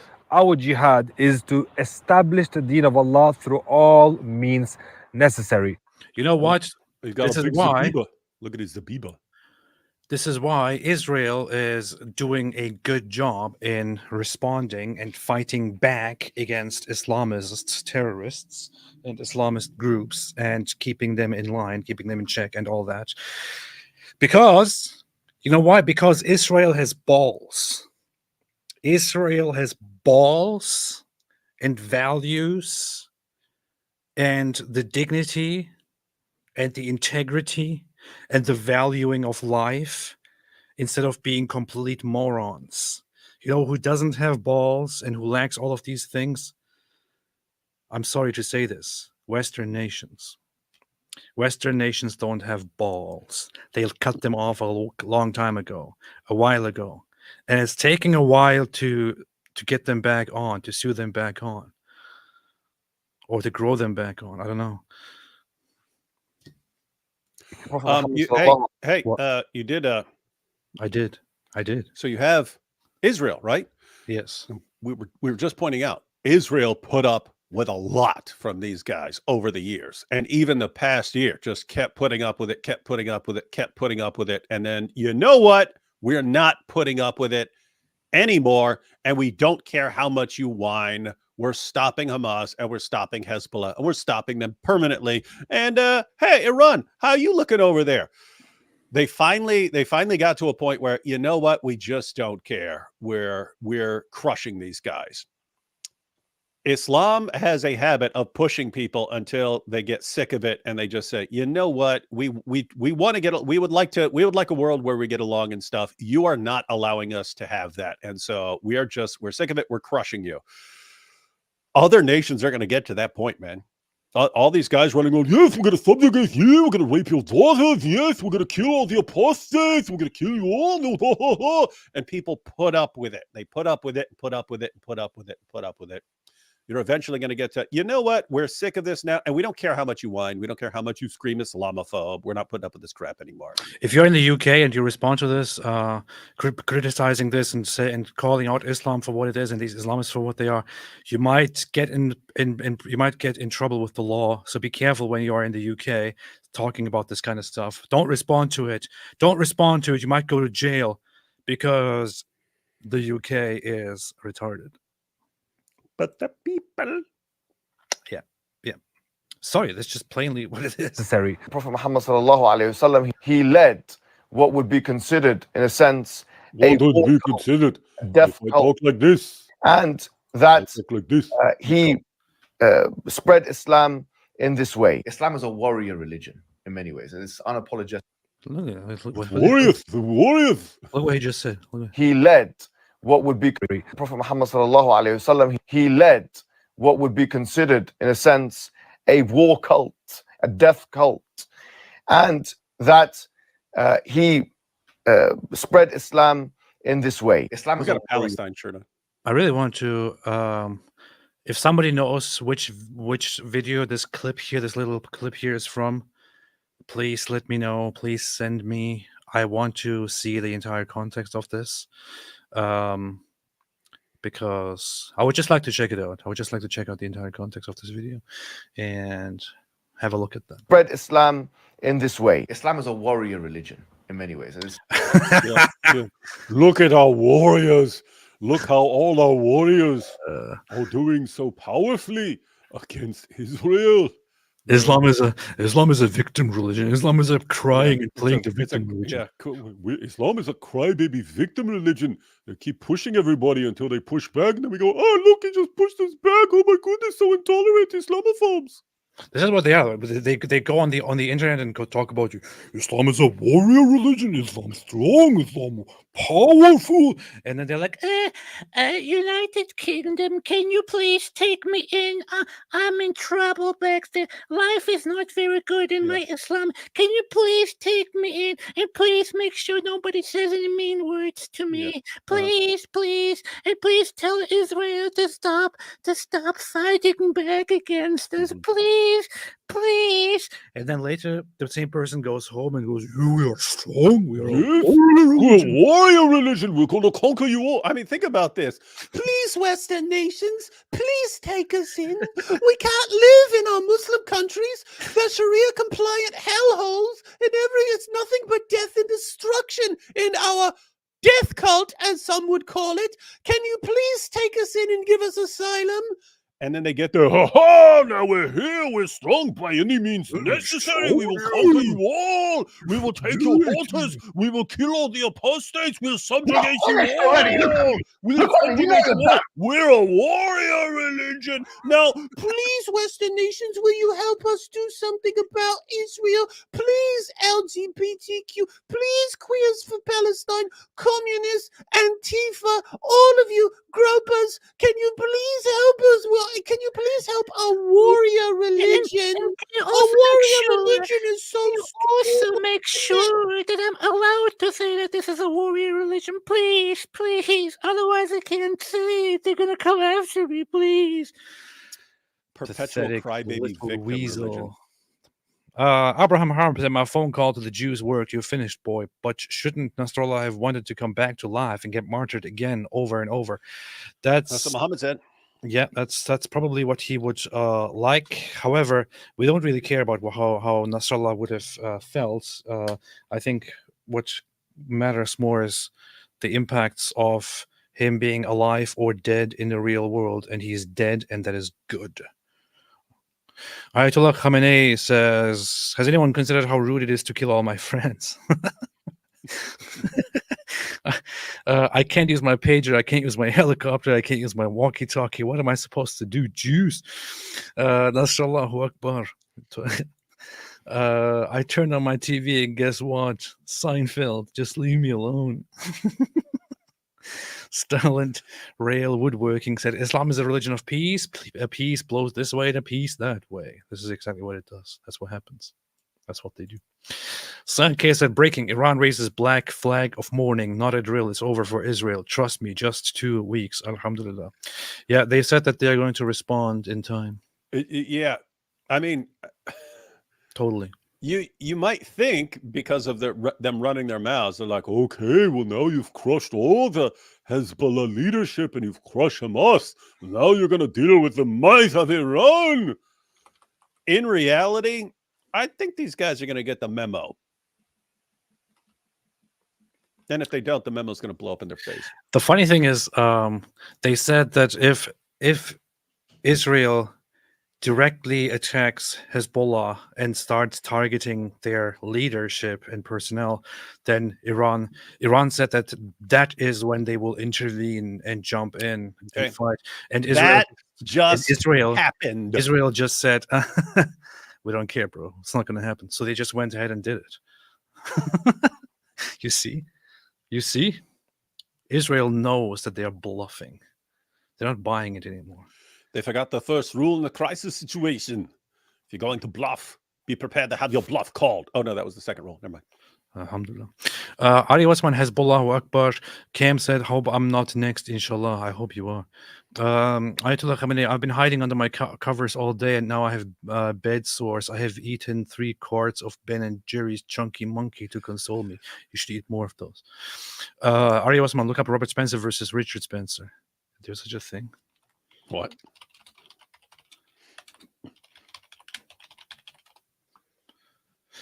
La la la la la la la la la la la. I don't know why you told me to look that up. I don't find anything. Do you mean on YouTube? You mean on YouTube? Is that what you're talking about? Yeah, but YouTube. I don't see anything. I know what you mean.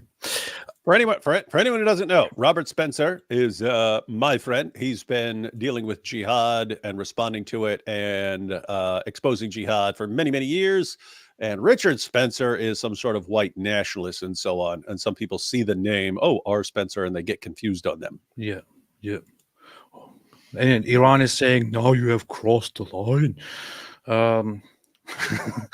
I bet if Israel went ahead and directly killed the Ayatollah, directly killed Khamenei, they'll probably still make a statement and say, no, Israel has gone too far. Now we're going to respond. Now they will rue the day they took out our leader. They will see the power of the Iran.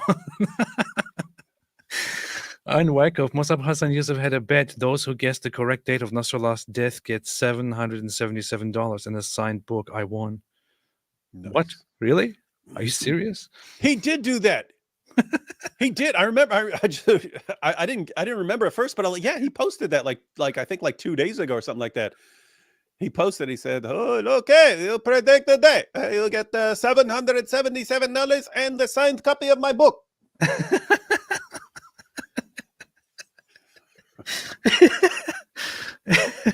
Oh, wait a minute. This is it. Let's gamble. Anyone who predicts the day and date of Hassan Nasrallah's assassination will get an autographed copy of my newest book, The Last Prophet, and 777 cash gift. On what day and date Hassan Nasrallah is scheduled to meet Allah? This is funny. This is hilarious. This is hilarious. Wow. Wait a minute. You're right here. There we go. What? Oh, she said that on the 23rd. She said that on the 23rd. She said, I'll guess Friday, September 27th, 2024 could happen, I suppose. Oh, wow. Winner. Wow. It says, well done, winner. Nicely done. Well done. Well done, Anne. What? You see. You see, this is the proof. You have to split that $777 with us because you only are accurate in your predictions by being informed by AP. Sure. That's cool, man. That's very, very cool. That's very cool. It's so based of him to do this. It's pretty based. Kakoli said, blasting the song Yallah Ya Nasrallah. Do it. I also made my own song about Hassan Nasrallah. You always make the best songs. Kula Luke said, pro-Hezbollah journalists like Mr. Hello, my enemies, have been in meltdown all day. Yeah, well, that's what they do. Hunting Shark, thank you both for back-to-back stream, and this happening on my birthday. Best present and upcoming Rosh Hashanah blessings I could ask for. Yeah, Rosh Hashanah, the new year in the Jewish calendar is coming up. That is, I think, October the 2nd is supposed to be. That's Rosh Hashanah for 2 days. October 2nd to October 4th is the Jewish New Year. Very significant time in Judaism. St. Miles, guess it was a bad day for Nasrallah. Indeed it was. Khamenei gifted 10 memberships for this occasion so that more people can be happily part of this club. Thank you, man. Thank you. Gabriel says, Gabriel made a super sticker. Thank you so much. Appreciate it. Lloyd44, how are the Islamic terrorists going to organize a peace agreement with Israel now that they are too afraid to pick up their phones? Well, they can always just send, like letters or telegraphs. I don't know. Yeah, go telegraph. Tap. St. Mas gifted 5 memberships. Thank you so much. Always appreciate you, St. Mas. Always appreciate you. Thanks everyone for being here. We have over 3,000 people watching. Make sure you subscribe and like this and share it with your grandparents and your grandchildren so that they can also watch this channel and also be informed about this stuff and also be part of this growing cult with which we will soon take over the world. Giovanni JD says, could you give a brief explanation of how Lebanon functions? Is there just a Hezbollah controlled area? Do the two factions struggle with each other? So this one's actually tricky because it's changed over time. Like I remember, like when they formed, I don't know the exact details, but I mean you can look it up real quick. It's pretty easy to look up. As far as when it formed in the 20th century, it was they basically went with the populations of the time and they said we're gonna put it in our constitution that we have. I forget what it is, like a Christian president, and then like a Sunni Muslim, whatever, vice president, and then a Shia as the prime minister. They set it up like that so that each has representation there. But then the percentages changed over time. You started people going, why the Christians? Why the Christians have the leaders now when they're smaller parts and so on. So here it is. President is always a Maronite Christian. So this is how it was determined when it was founded.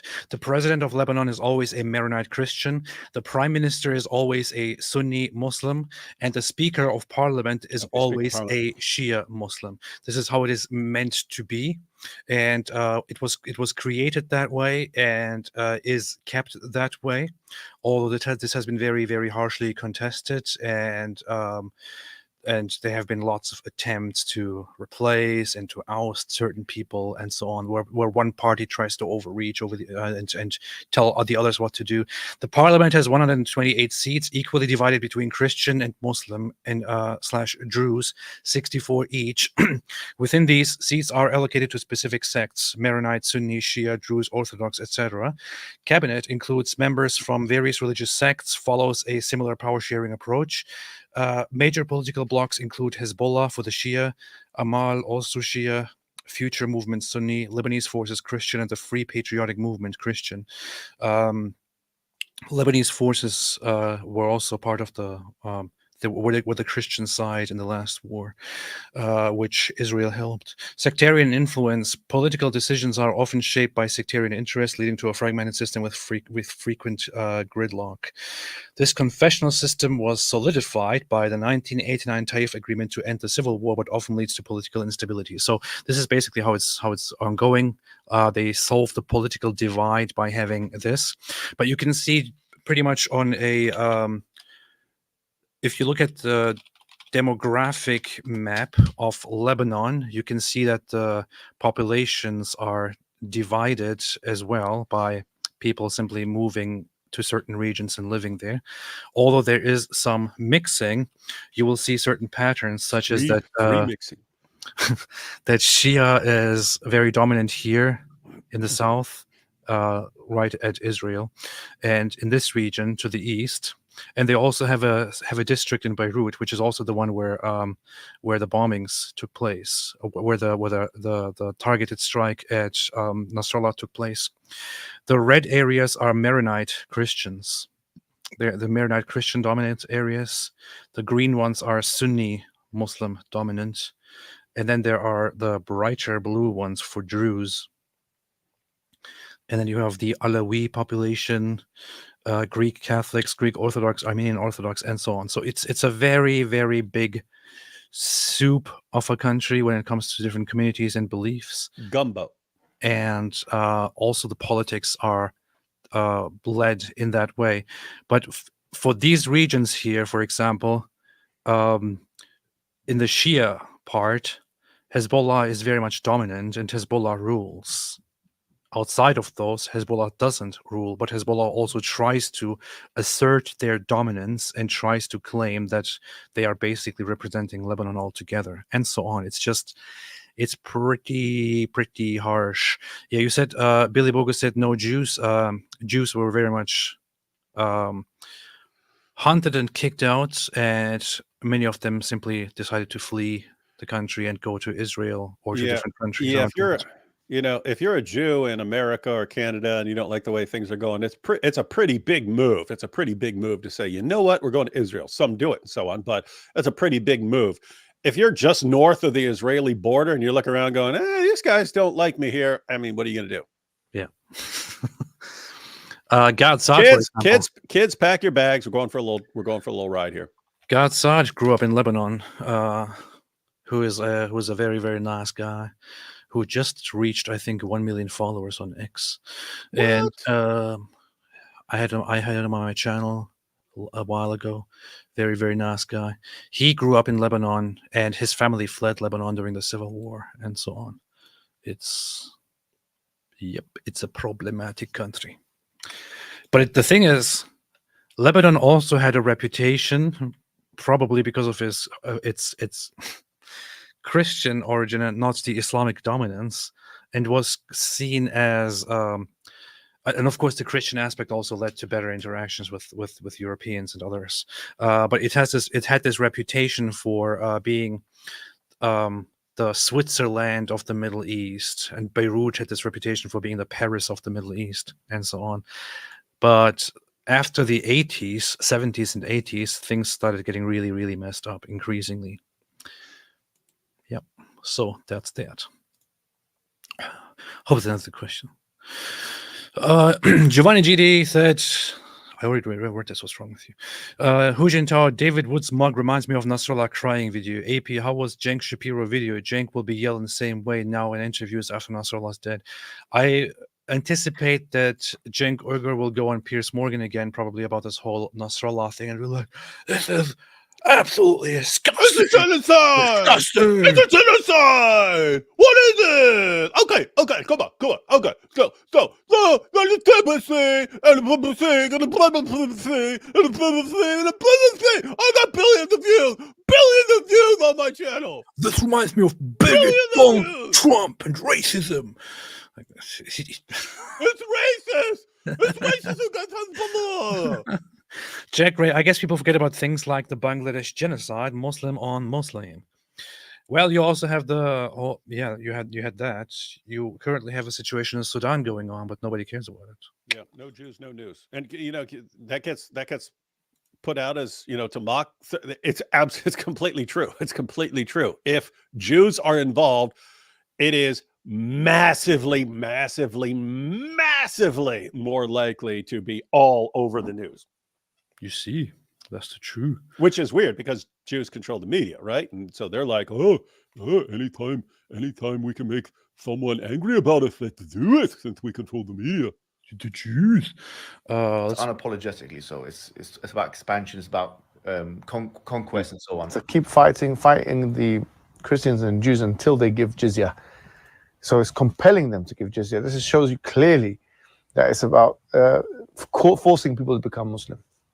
You see that? Did you hear that? Did you hear that? So he's talking about Quran chapter 9, verse 29, which I think is one of the most important Quran verses, which everyone should know when it comes to Islam, which says, fight those who do not believe in Allah in the last day, nor comply with what Allah and his messenger have forbidden. What stupid translation is this, man? So basically, fight them until they... Fight them if they don't accept the religion of truth from among those who are given the scripture, until they pay the jizya, not tax, willingly while they are humbled. So he correctly, actually, interprets this Quran verse as it was traditionally interpreted and understood across schools, and says that this is meant to humiliate and compel and basically force the disbelievers to become Muslims. You're supposed to make them convert to Islam. Although you can't directly say convert to Islam or else. You're supposed to basically force them. Guys, there's all these things are connected here. So you're looking at hijab, And we're a warrior religion, and we fight and so on, and we've been commanded to fight and take over the world by force as this warrior religion. For these kinds of people, any sort of victory is, you see, this is the strength of Islam. That's why you don't ever want them, you don't want to give them an inch. You want them to lose every time, because that traumatizes their entire mentality of we're here to conquer the world and God is with us to conquer the world. So don't ever give these clowns a victory, ever, period. Not an inch. You see? Keep fighting the Christians and Jews until they give jizya. So it's compelling them to give jizya. This shows you clearly that it's about forcing people to become Muslim. Reason why you have to fight them is because they are Jews and Christians. You hear that? Because they're Jews and Christian. Hey, hijab, come get your jizya. It's waiting for you, hijab. Come and get it. Oh, you can't. You're a sniveling coward. And a weakling. Imagine if a glass jaw. If Christians here said if Christian preachers popularly said, "Oh, we have to fight the Muslims. We have to fight them," and it's not for anything they have done. It's because they are Muslims. We have to fight them because they are Muslims. This would be widely condemned. Yeah, and imagine if your partner's like, "Oh yeah, we're going to get the apostates and we're going to kill them. Oh yeah, I was going to be eating the popcorn as we chop their heads up." It would be international news on a daily basis if you had Christians saying this. These guys can say it all they want because, you know, the Jews control the media. You see, that's what they do. The reason why you have to fight them is because they are Jews and Christians. Oh, it's the reason you have to fight the Muslims is because they are Muslims. It's quite obvious, right? To them, the idea of shuhada, shaheed in Islam, bro. It's the idea of shaheed is we celebrate the ones who have been killed, who've been martyred, bro. While we sit in nice restaurants, eating and drinking, and you've got all these other guys who they go out and die, well, so that we can sit here and live like kings in the UK. He has the exact same mentality as one of the leaders of Hamas, the guys who become billionaires while other guys are waging jihad. And all he does is like praise them. Yes, so you see, you're doing a great job and we celebrate your death. Man, I'm making lots of money from this. You see? The concept of martyrdom, then I would consider that to be an advantage, frankly. The one who's willing to commit suicide has the initiative. We believe that life begins at death. We don't care about death. We love death. Then go and die. What's the problem? Yeah, that's what I mean. There's something. There are certain terrorists, those who go and blow themselves up in a terrorist attack or something like that. Like I'm like, okay, this guy actually believes it. This guy actually believes it. Then you got the hijabs who run around their entire lives. We love death. We love death. We love death. Oh, and living very comfortable lives with multiple wives and multiple very beautiful, spacious houses, and eating and drinking the finest foods and driving the finest cars and so on. And yeah, but we love death. If it's other people dying, not us. We've got too many worldly comforts here. So sorry, I misspoke. We love killing. If it's a Muslim majority country, if they want Islam, then surely on democratic principles, outsiders should have nothing to do with that. This is from my video, but whoever recorded this, whoever clipped this, is a horrible person. What is this, man? What is this quality? I published this video in brilliant quality, and they cut out this, which makes me want to cut off my ears so that I never hear again. This should have nothing to do with that. Allahumma destroy all the enemies of Islam. Allahumma destroy all the enemies of Islam. May Allah destroy them completely and show in them, show in us the great signs of Allah in their utter destruction and annihilation, humiliation. You're finished already. Look at me. Look at me. You know you're done. Well. This, of course, for those who misunderstand this and who use this video to further their Islamophobic attitudes, I must point out here that this is absolutely not representative of Islam and of Muslims in general, and absolutely is not. And all religions are equally bad and something like that. And also, I'm a complete idiot. Yeah. Anyway, that's the truth. Let's get some super chats here. Crusader General, every must take note. You may or may not get a page before you meet your virgin goats when you mess with the Jews. That's true. Hey, hang on. That almost rhymed. Every Muslim just take note. You may or not get a page before you meet your virgin goats when you mess with the Jews. The Jews. The Jews. The Jews. Ligmathigayon said, I have been drinking champagne since yesterday. You both had better join me. You have no excuse to be a party pooper. Here's your shekels for booze jizya. Pour some out in sympathy for the goat virgins or jannats and what they must now endure. Yeah, I feel bad for all the goats that are being raped in Jannah right now by the terrorists. I didn't think of putting a champagne in my jihadi tears mug. You should do that. I was thinking, I thought before, actually somebody told me you should pop champagne when you go live. And I thought, oh, that would be fun. That would be fun. Yeah. Hezbollah is now fighting like Monty Python's Black Knight Stumpy. I'm invincible. Gosh, I need to see that again. I remember the first time I saw it, and then I rewound that part like 20 times in a row just to watch that night fight again. It's just a scratch. It could chop your arm off. Every moose, or is wrong with you. Twitter not allowed to communicate in an Ayatollah fatwa to everyone on Twitter. My theory is that 72 virgins are made up from other jihadis. Yeah, it's kind of like they're basically cutting up the other jihadis and putting their bodies together in order to create the virgins. Yeah. Sheikh Mike Wingeling, this is not funny, AP. How would you feel if you were running a marathon and were told Erdogan was confirmed dead? Even David Ben Wood has more empathy. This is very, very true. This is very true. It's very true. NASRALLAH said. NASRALLAH.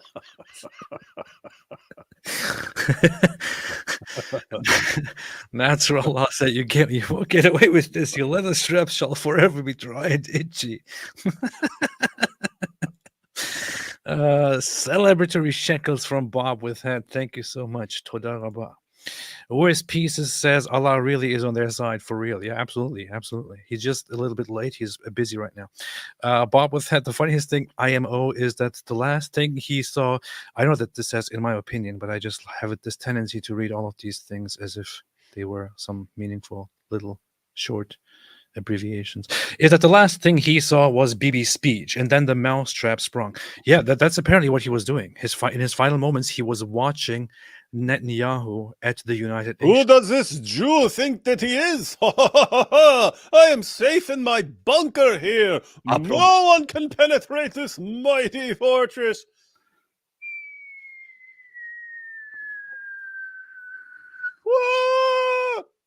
He was going like, I promise you, brothers and sisters, we will soon take the biggest action at the Zionist entity. They will all be killed. We will finish them. We will finish them. Alhamdulillah. We'll finish them very, very soon. And then, that's ironic. That's pretty ironic. Isn't it ironic? That's enough laughing. I just made the call and I'm going to have the UN do another walkout. Who's laughing now? Dude, that's seriously the stuff that cracks me up. Oh, we'll teach you a lesson. We'll walk out on you. Okay, I just took out all of Hezbollah's leadership while I'm talking here. I'm sitting here talking. That was some straight Godfather stuff. I've never seen the full movie, but there's that end where he's sitting in there and like all his enemies get killed. Did you just say you have never seen the full movie? No, I think I saw the third one all the way through, but the other ones I've just seen YouTube clips.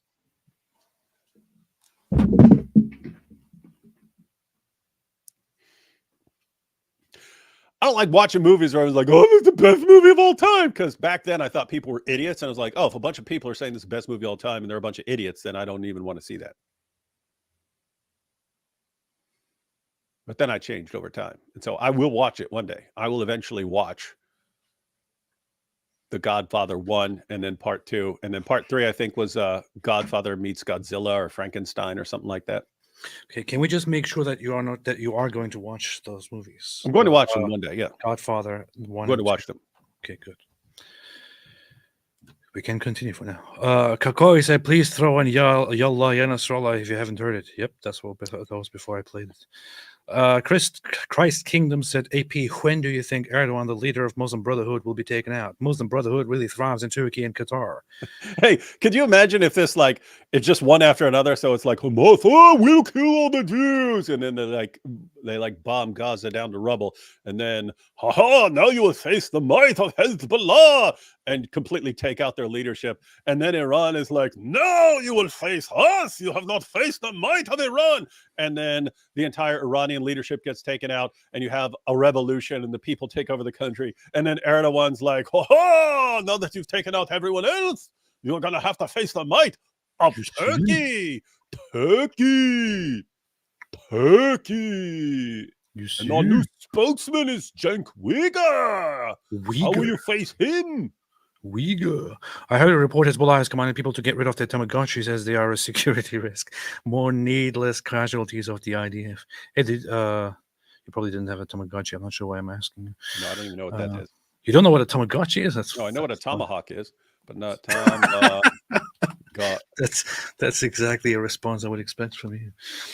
A Tamagotchi. Oh, those they look like pagers.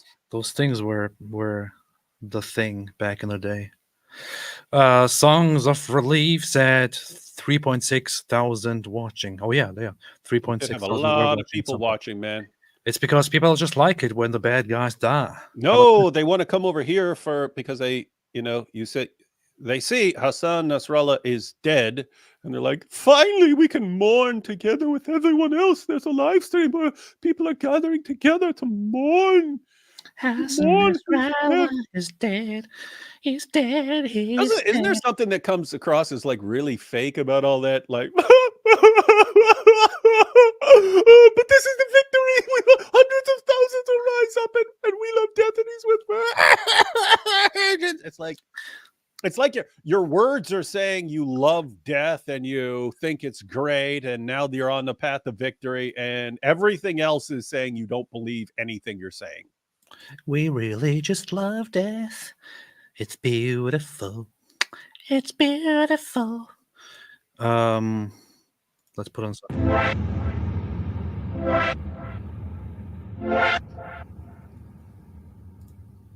No, I don't like that.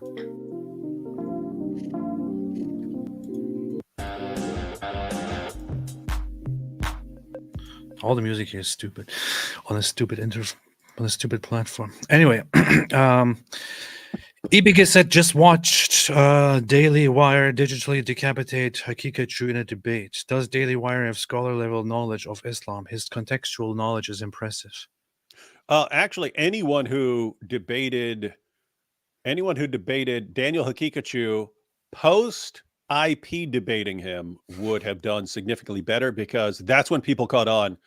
Because Daniel Hakikachu, he had this method, which, I've seen Shabir do this to an extent where he's like, oh yes, and there's a German scholar who said this, and like he's assembling all these fringe ideas and putting it together for his case. But Daniel just like dialed it up, and like, I'll go in and I'll cite 37 different studies on all this stuff, and no one's read 37 different studies on this. So you think he's being accurate with his sources. IP went in there and just like, that's not what that source said. That's not, you're completely misrepresenting stuff. I don't know if you're lying, or you just like, you read the abstract but didn't see what was in the actual article. So he just crushes them on this. But that's when people caught on to Daniel's methodology. And this ties into a point I've said, like Dawah guys do not have long career.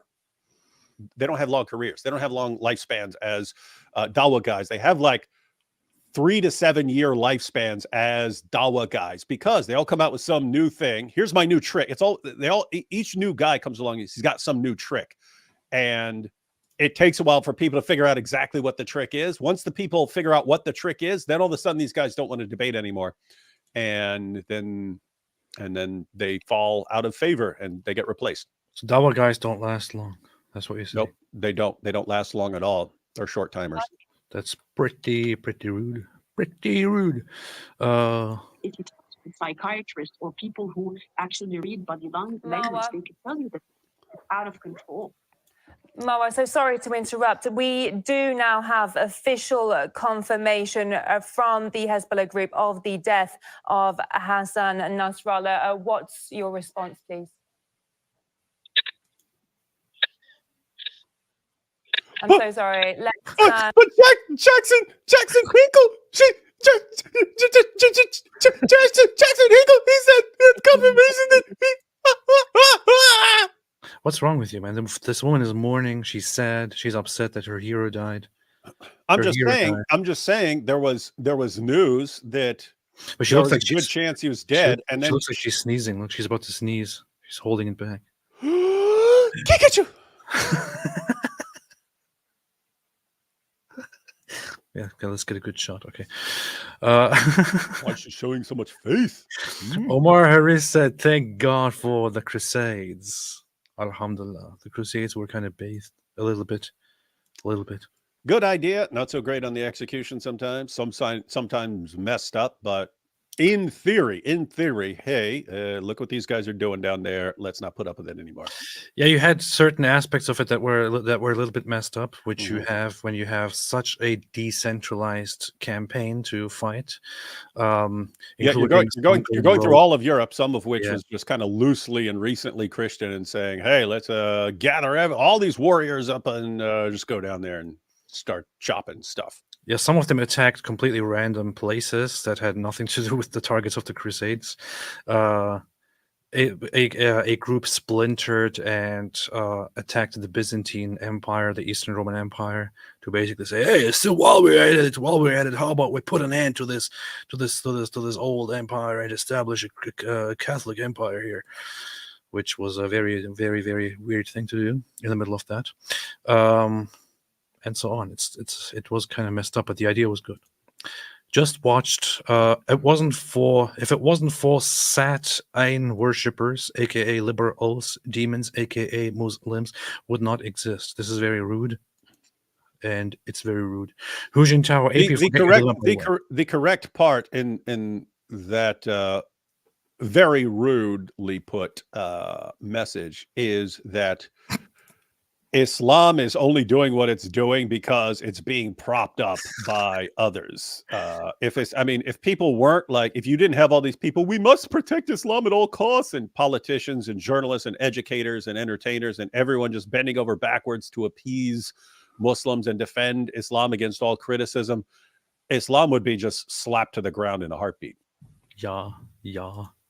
Hu Jintao, AP, forget your dilemma.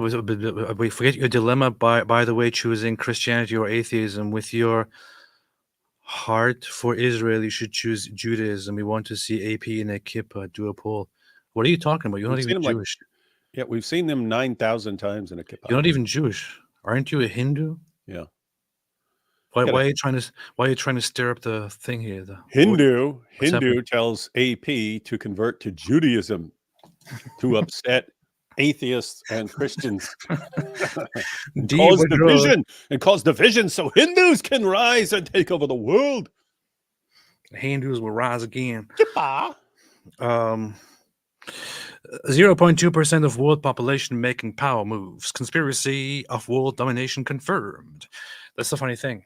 No, it just means that certain people know how to get things done, they work hard. They have discipline. That's what they're known for. They have discipline. They get the work done. That's that again quote from Thomas Sowell that he gave in like 91. He said it in 91.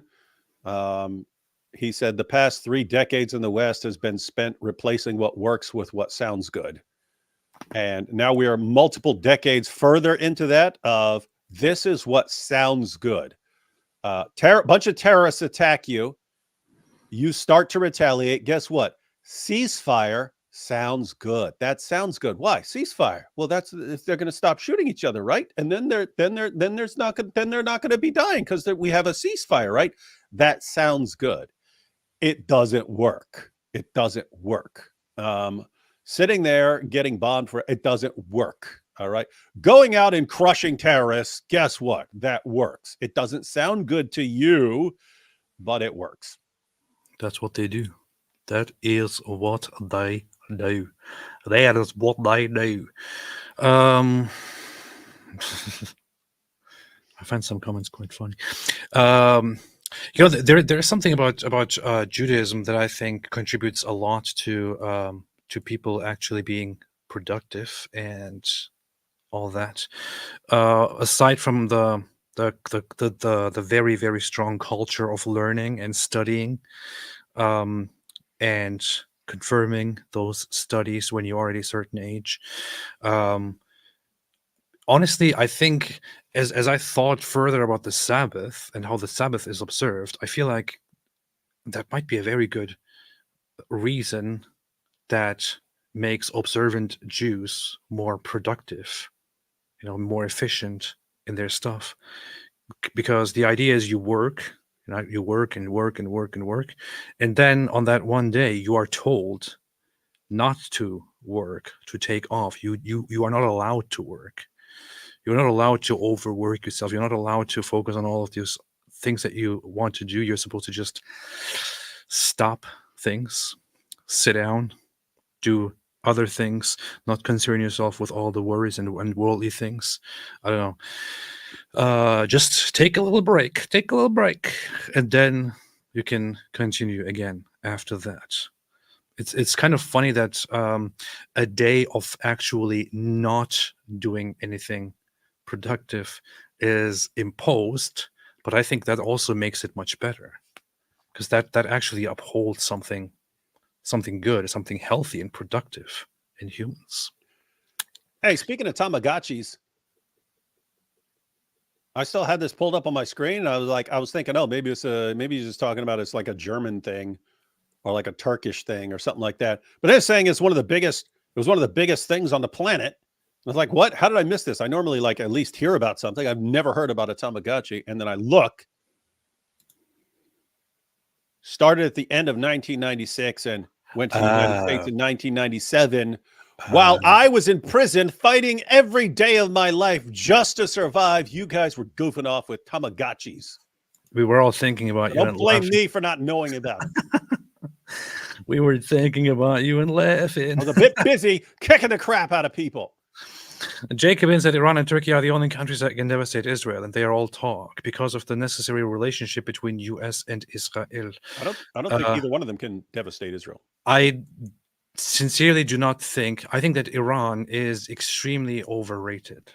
The Islamic regime of Iran is severely overrated. They are incompetent. They have no actual experience in warfare. They have no morals, no morale to go into war, into actual fighting. They have a ridiculous system that is unsupported by their own population. The own population waits for things to derail, so that they can, give it the last kick and make it collapse. I doubt that Iran has what it takes to even put up a fight. Honestly, I think if it came to Israel directly confronting Iran, the Islamic regime of Iran would be done very, very quickly. Very quickly. They would have to rely on Russia and China and other nations to jump in and protect them. It reminds me of way, way back in the day. So you had the Persian Empire invade Greece way back in the day. And then the Greek city-states would unite for a time and then push the Persians out of Greece and so on. But in the minds of the Greeks, the Persian Empire was still this super powerful empire, even though we could kick them out if we united and worked together and so on. There's still this really powerful empire. And then you had a little later, you had some travelers coming back from Persia and telling the Greeks, these guys aren't as powerful as we think they are. Their forts are falling apart. Their soldiers are all sitting around drunk. A small, well-trained, well-disciplined force could go over there and just wreak havoc on these guys. And guess what? Alexander the Great said, hey, I'll do it. And he went and crushed them in like 5 seconds. That's what it's like. It's like Iran is this big threat in our mind because it's got its hands in everything and so on because of all this stuff that happened in the past, when in reality, it's crumbling from within. It knows it, which is why it's trying to do something. Like the Dawa guys knowing about the avalanche of apostasy and saying, well, we have to do something right now. And they go into a panic mode and they start swinging and thumping their chests and so on. And it makes you think, oh, these guys really got something.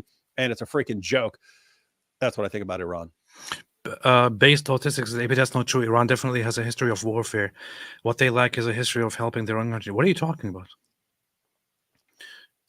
If you're talking about Iran having a history, as in an old history of fighting, what does it have to do with today?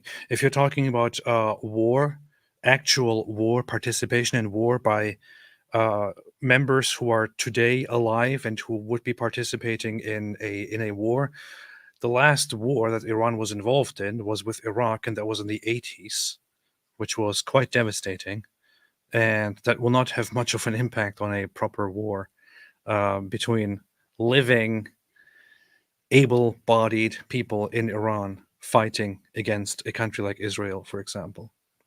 So I don't think that they have no proper training, they have no experience, they do not have a population that wants to fight and die for them.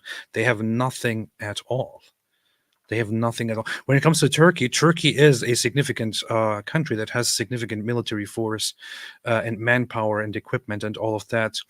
I would make a guess here and say that Turkey has another big weakness, which is a weakness that Israel does not have, which is a huge lack of discipline and a huge lack of people, soldiers actually getting properly compensated and rewarded for participating and fighting for the nation.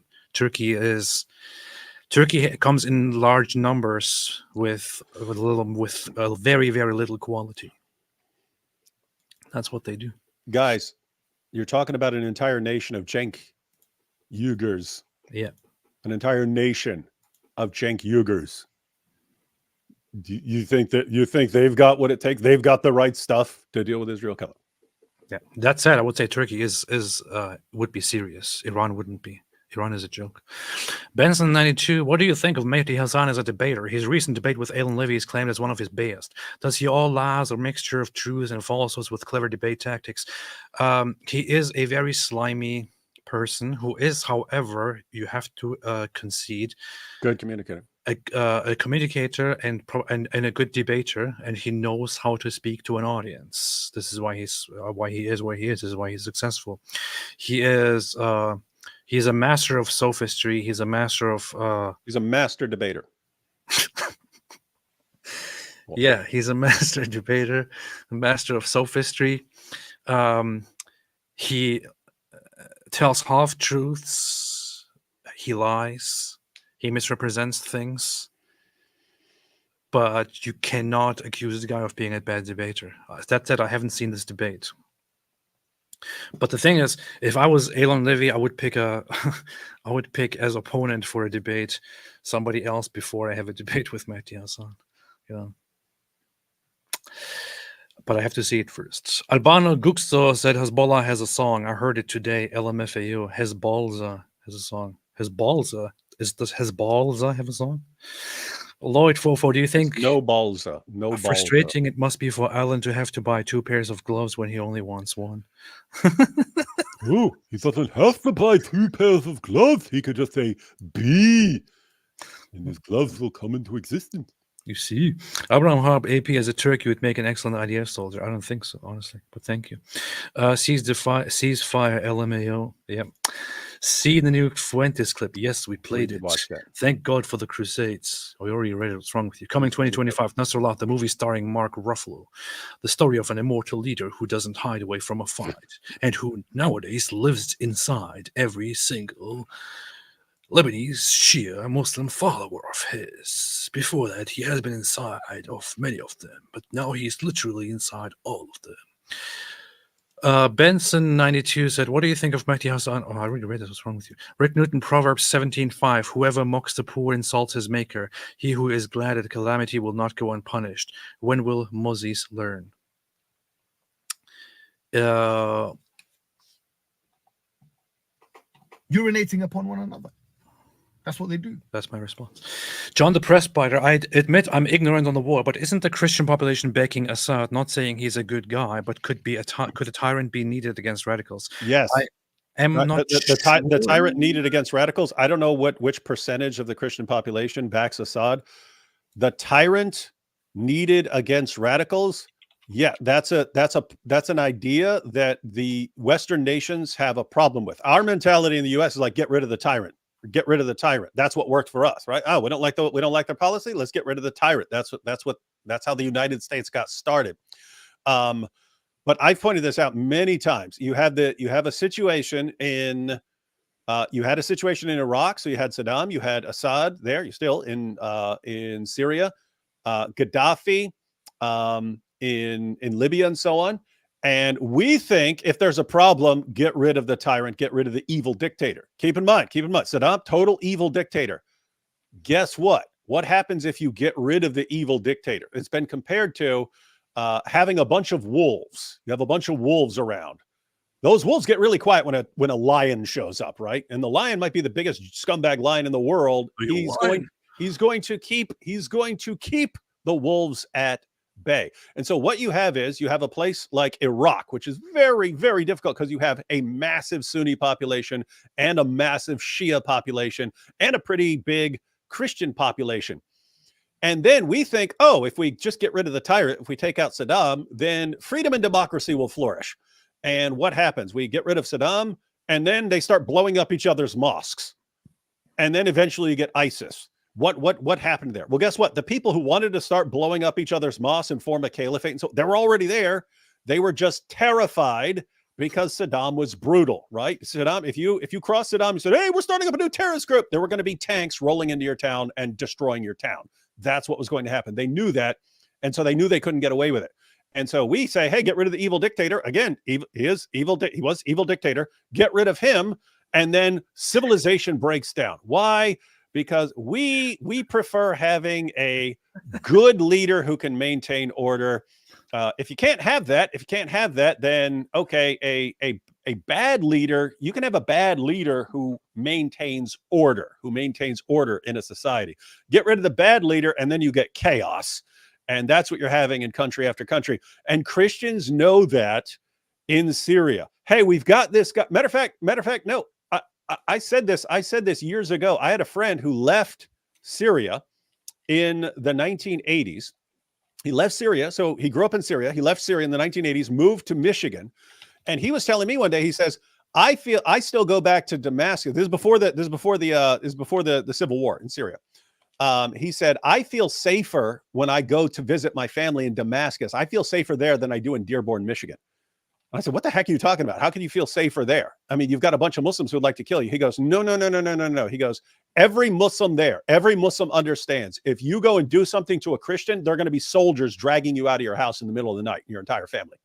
Says they know that. They know that. In other words, the regime is brutal, but they're brutal towards anyone who's causing problems. And so if you're not causing problems, you can actually have a pretty stable life. And so when you have a bunch of terrorist groups springing up and trying to take over the country, the Christians are like, okay, this guy's brutal. This Assad guy is brutal, but he's not brutal towards you if you're not causing any problems. So do we want ISIS taking over? Do we trust ourselves more with ISIS, or do we trust this guy who is brutal, but only if you're screwing with him and we don't screw with him?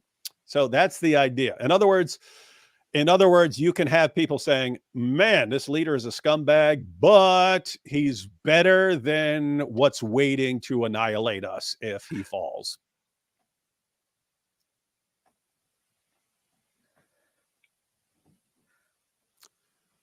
Why are you so mean? Sorry, I was trying to do the face.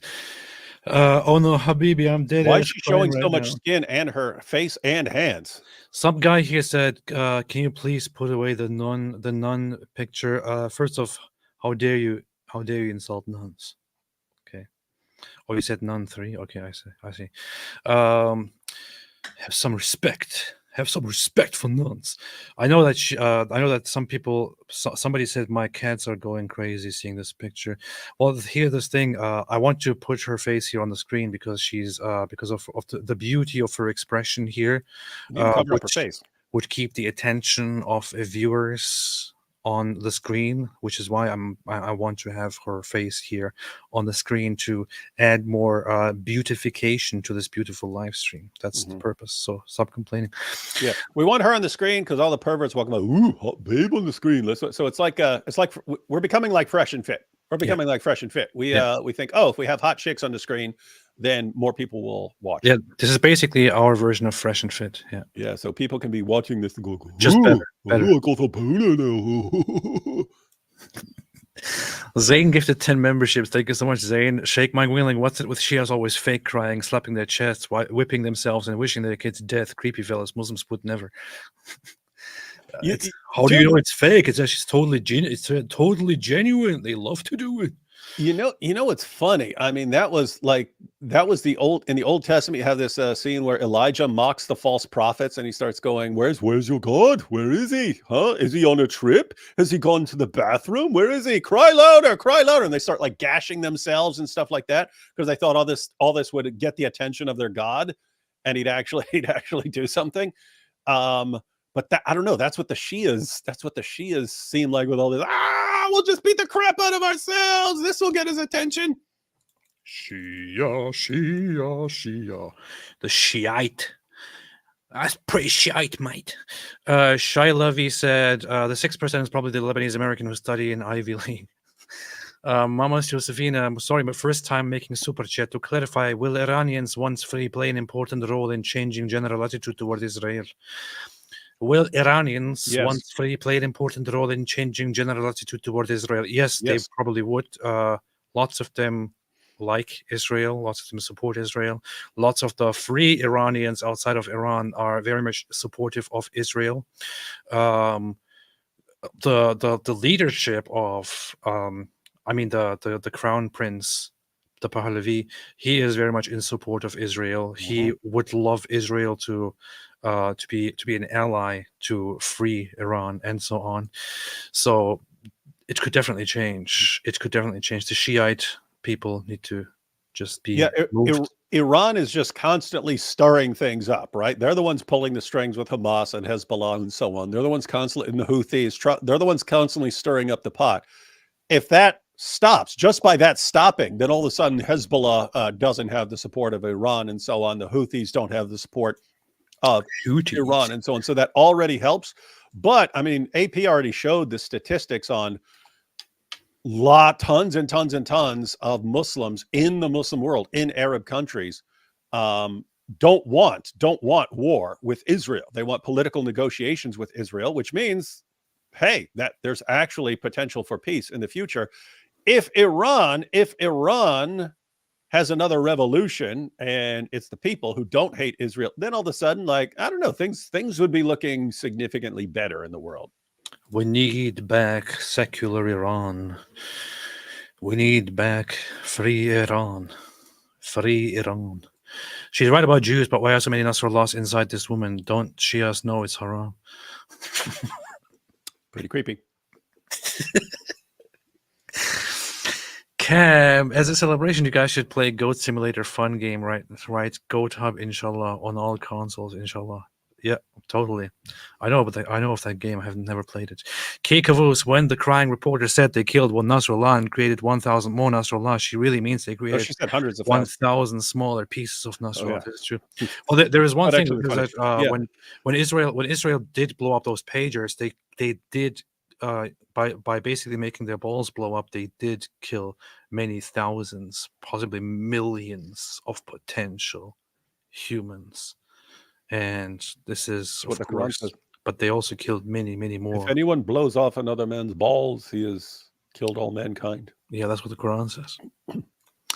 Robert Aldani said, in your guys' opinion, why did Israel consider the 2000 and 2006 Lebanon wars a relative failure? Because you still have Hezbollah, and Hezbollah was able to take significant action, and you had people like Nasrallah, who was viewed as a hero.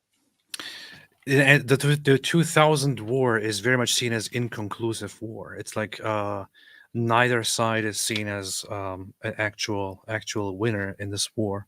It was pretty much inconclusive.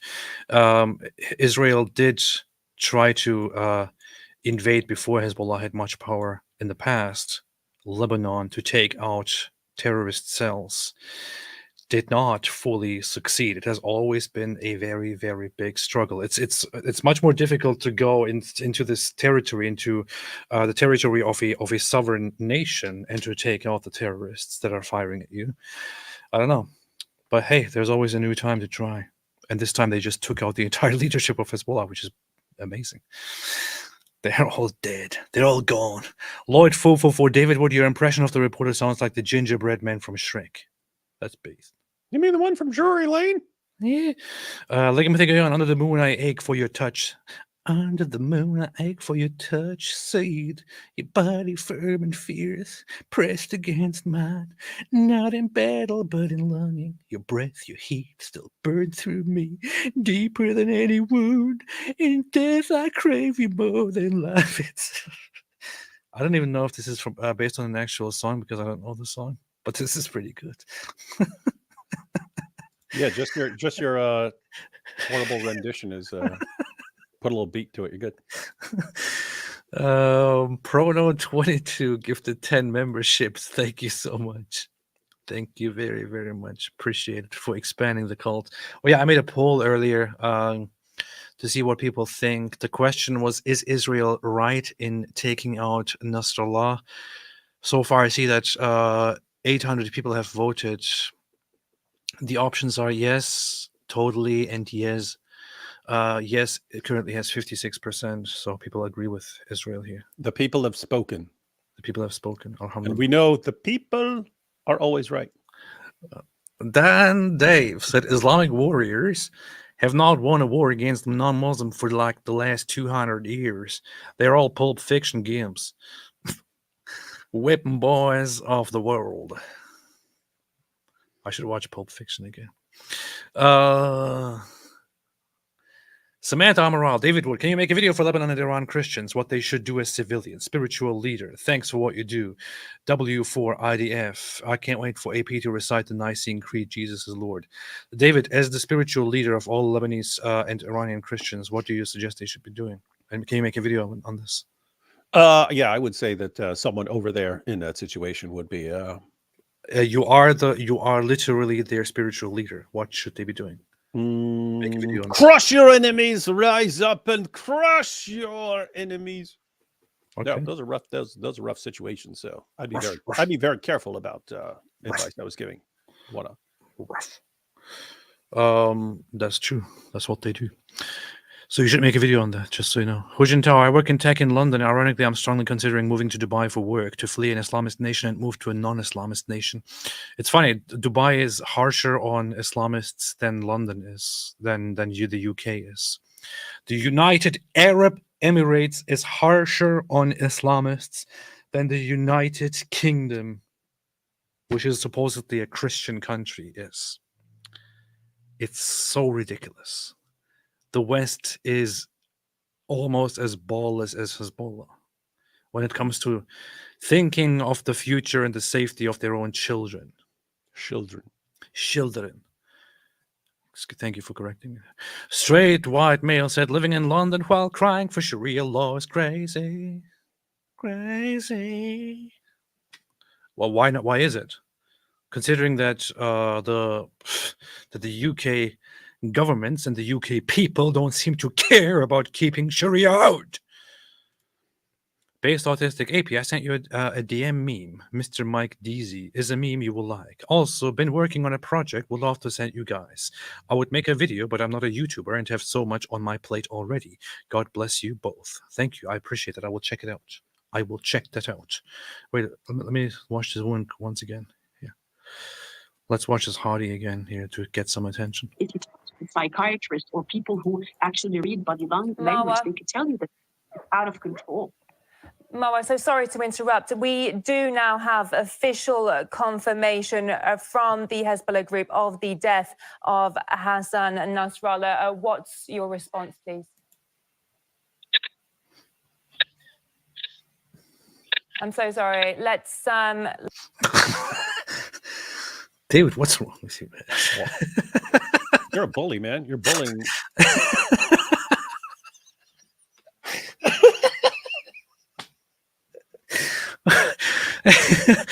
What's wrong with you, man? Why are you laughing about this woman? In her sadness and suffering. Viv from Ireland said, every time I think of the beepers booming, I hear the William Tell. Wait a minute, I want to watch it again. Psychiatrists or people who actually read body language, they could tell you that it's out of control. Moa, so sorry to interrupt. We do now have official confirmation from the Hezbollah group of the death of Hassan Nasrallah. What's your response, please? That was quick. I mean, it's like instant. I'm so sorry. Let's. I mean, can't even utter a word. Turns her camera off. It just gets me. I try not to laugh, but it I'm just saying, gets... yeah, if you're gonna be a correspondent or something like this, you need to have a bit of emotional control and not break down. It just gets me every single time I'm watching it because when it suddenly it shows her like this, and then they do this, and then they switch to her, and she just looks like this. I can't say anything anymore. You are absolutely cold as ice, man. Cold as ice. You're like the iceberg destroying the Titanic. And the Titanic is these people's feelings. Oh my God.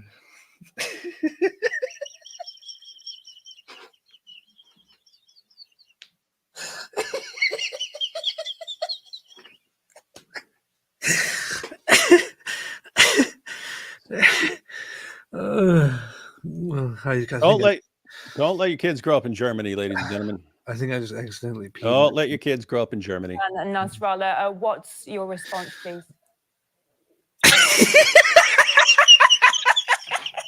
I'm so sorry. Let's end the interview. We're talking.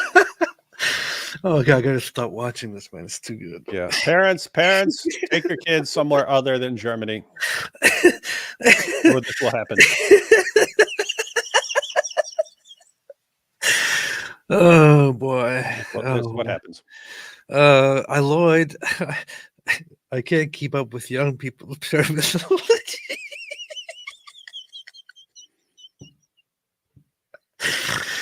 I can't keep up with young people terminology. Sick means good, bad means good, immortal now must mean blown up into many little pieces. This is a very good point. This is a very good point. It is a very good point. Based autistics. That was a very sick comment. You're sick. You are sick. Based autistics, and also you're getting Mossab Youssef on or we riot. I asked him, he said, not for now, but in future. So that's what he said. So don't blame me. I had bad Mexican food last night and my leather straps immortal the toilet bowl. You see, this is true. This is the proof. That's funny if immortal now means blew up. Yeah. What? They immortaled another terrorist leader. They immortaled him. Here, I will retweet it again. You know, it's my last post. Oh, wait, what? Hasn't been. What are you talking about? You're stupid. You're sick. You're sick. Yeah, I'm going to retweet it again. Now you can find it on my X page, on my Twitter page. It's the last video in it. Called Waraith said, Netanyahu, I don't really care what I'm allowed to do. I got a homie who will you for a Mountain Dew. David the Goliath, Muslims are the only group who can't live in peace with anyone. If they don't have any non-Muslim to fight, they slaughter each other over Shia Sunni. This is very, very Islamophobic. Pretty racist. Not gonna say it's wrong, but it's definitely Islamophobic. Based Ape says, hey, Based Ape, what's up? Please help the UK. It's not funny to have people like Mohammed Hijab here. How do we get him out? We can't allow this anymore. I'm not sure what to say, honestly, about the UK. It's just that the people are very stupid and you almost said it. Very stupid, and this is what you get. That's what you get. Yeah, I have to say, if only someone had been warning you for decades. Yep, exactly. If only someone had been telling you exactly what was going to happen and what these guys were going to do. Exactly. Caleb Worku, Sneeko took Aiden Ross to mosque and Uthman tried to get him to say Shahada on a FaceTime call. Also, Uthman got Royce Gracie from BJJ to say Shahada. Shaking my head. It's Royce Gracie. Royce. Who's Royce Gracie? And every Royce. Who's Royce? Never heard of Royce Gracie. Royce Gracie is the one who started, him and his brother started Ultimate Fighting Championship back in the day as a way to showcase the power of Brazilian Jiu-Jitsu. The Gracie family, man. I don't know if Royce. The Gracie family, man. They're the ones who they're the pioneers of Gracie Jiu-Jitsu, Brazilian Jiu-Jitsu. I don't know if Royce. Royce. And they would pronounce it Aiden Haas. For some reason, they pronounce the R as a H. Well, that's interesting. So I never heard of Royce, but I did see that Sneeko did. I also saw that they apparently did this whole thing where Aiden took Sneeko to a rabbi, and Sneeko gave the rabbi a gift in form of flowers. In fact, I saw a tweet earlier where gropers were complaining about it. Well, you see, he sold out. He gave a rabbi a gift on camera. He didn't read. He didn't read Surah 551. There were neo-Nazis complaining that he gave that he had a good time with a rabbi. That's very, very funny. Jewish rabbi teaches Sneeko about Judaism. says another post. What is that? Usually it's the women of the home that do it, but we light the Shabbat candles, it's called. It's 2 candles, and the idea is that we want to bring light, and candles represent light and goodness, and we want to bring light and goodness into the world. And something else very unique about candles is flames are the only substance on earth that if you have 2 cups of sand. I thought he's about to say if you put 2 candles together, then it becomes a bigger flame. And I learned this from Mr. Muhammad Hijab. Candles, flames, the only flame, whatever way you help them. We light the Shabbat candles every Friday night. We take a moment to world a better place and a brighter place for us. Flame of light and goodness in the world. And we all take a moment to think of how we can make the world a better place and a brighter place for us all. I love it. And that's the Shabbat candles. So this is a good You see, he just said, I love it. So where's this? I want to share this and say, you see, Traitor. Nico's helping promote Judaism. You betrayed the Muslims and the Nazis together. No, you got to praise him, man. You got to praise him. Great job, Sneeko, showing the Ummah backdrop. that Judaism is about being a light. Move on to the wine. Maybe he finally got the memo and thought, wait a minute, Jews are if Jews are in charge of everything, if they are ruling the world, then maybe I should switch teams. And you have to be thinking that after all their recent victories. So they already had the idea that Jews are secretly controlling the world and so on. And you think we'll go in and crush them and make them stop. And oh, we just got completely crushed over and over again. Huh. All right. I want to be on your side. Who is this rabbi? I'm curious. Does anybody know who this rabbi is? Is he he a known person? Who this be? This is where I think we're not as related. Where Can't drink wine. Can't drink wine. Okay, Aiden, you're gonna have a sip. Yes, sir. That's a Jewish cup. That's a Jewish What cup. does it say on the cup? So what does it say? I actually don't even know what it says on this one. L'chaim. Oh, it says the blessing that we make on it. There's a special. So everything in Judaism, every single thing comes with a blessing. Before you eat, before you light the candles, before you drink, everything. Oh, here we have the name. John NASRALLAH said it's Rabbi Helicopter Pager. Oh, okay. Thank you. So this is Rabbi Helicopter. That is my favorite rabbi.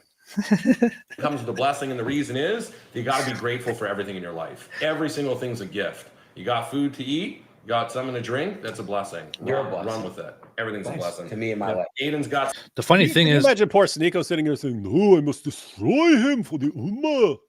the rabbi looks pretty cool though. He has a very, very solid outfit, doesn't he? It's very interesting. Coolest looking rabbi I've seen in my entire life. I really wonder who that is. Oh, sorry. John NASRALLAH already said it's Rabbi Helicopter. Alhamdulillah. Thank you for clarifying that. All right. Looks Chabad. Really? Do they ever also walk around without wearing the all black stuff? I'm genuinely curious. I thought they generally in their rabbi job always walk around with the black outfit. Huh. Okay. I know Chabad are chill, but yeah, I thought they always keep the outfit. I don't know. Let's switch back to our favorite hottie here. Based A, please help the UK. No, I don't want to help the UK. Mumu Joe, what? David Wood, you need to know. You must watch it. Yeah, you must watch it. Watch Godfather. Mojab and Hadi Dawa have an urgent message on their page. Our trajectory continues. That is, by the way, there is an important point there. Like Israel has shown it can find anyone anywhere and destroy them. And you've got all these guys, Muhammad Hijab, Ali Dawa, Hakikachu, what's that MMA fighter that you love, Jake Shields, the Groypers, and they're like, Israel's doing all this. It's like Israel doesn't care about you, man. If they saw you as a threat, they could wipe you guys out. We know they could. They don't. Seems like if you're not coming to kill them, they don't care a lot what you're doing. Lebanese people to wake up. Yeah, make Lebanon great again. Make Lebanon great again. Mulga. Mulga. Or make Lebanon Christian again. Milka. It sounds like the chocolate brand Milka, which Americans don't know because Americans don't know any good things. Daisy, Chabad has a couple different looks, and this is a pretty common style for lots of Chabad. See, that just shows that I don't know anything. I don't know anything at all. I don't know anything at all. I have a book here. All I've learned about Chabad so far is from a book about the Rebbe and a little bit of the history of Chabad. That's all I do. All I ever saw was them wearing black, so that's what they do. Sam said hijab is huge cause of the 30 Shias that fathered him, even though he's Sunni.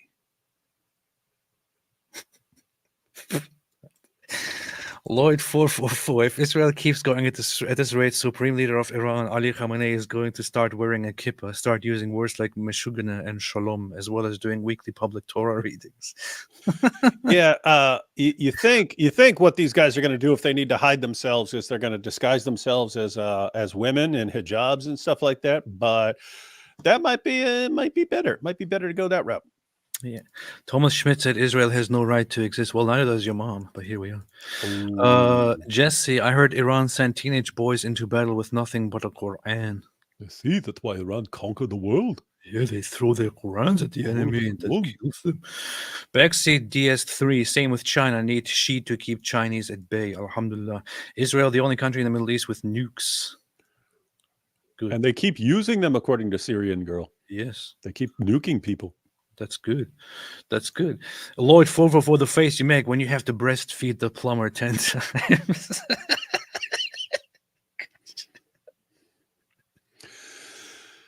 I'm assuming most of you know what that's about now, but just a quick recap. It used to be part of the Quran that if you have to go away and your wife is if your wife has to be in situations where she's around a man who's not forbidden to her, then in order for you to feel safe with your wife around a man that she's not related to, her, she should breastfeed the man 10 times, and that way she'll be like her.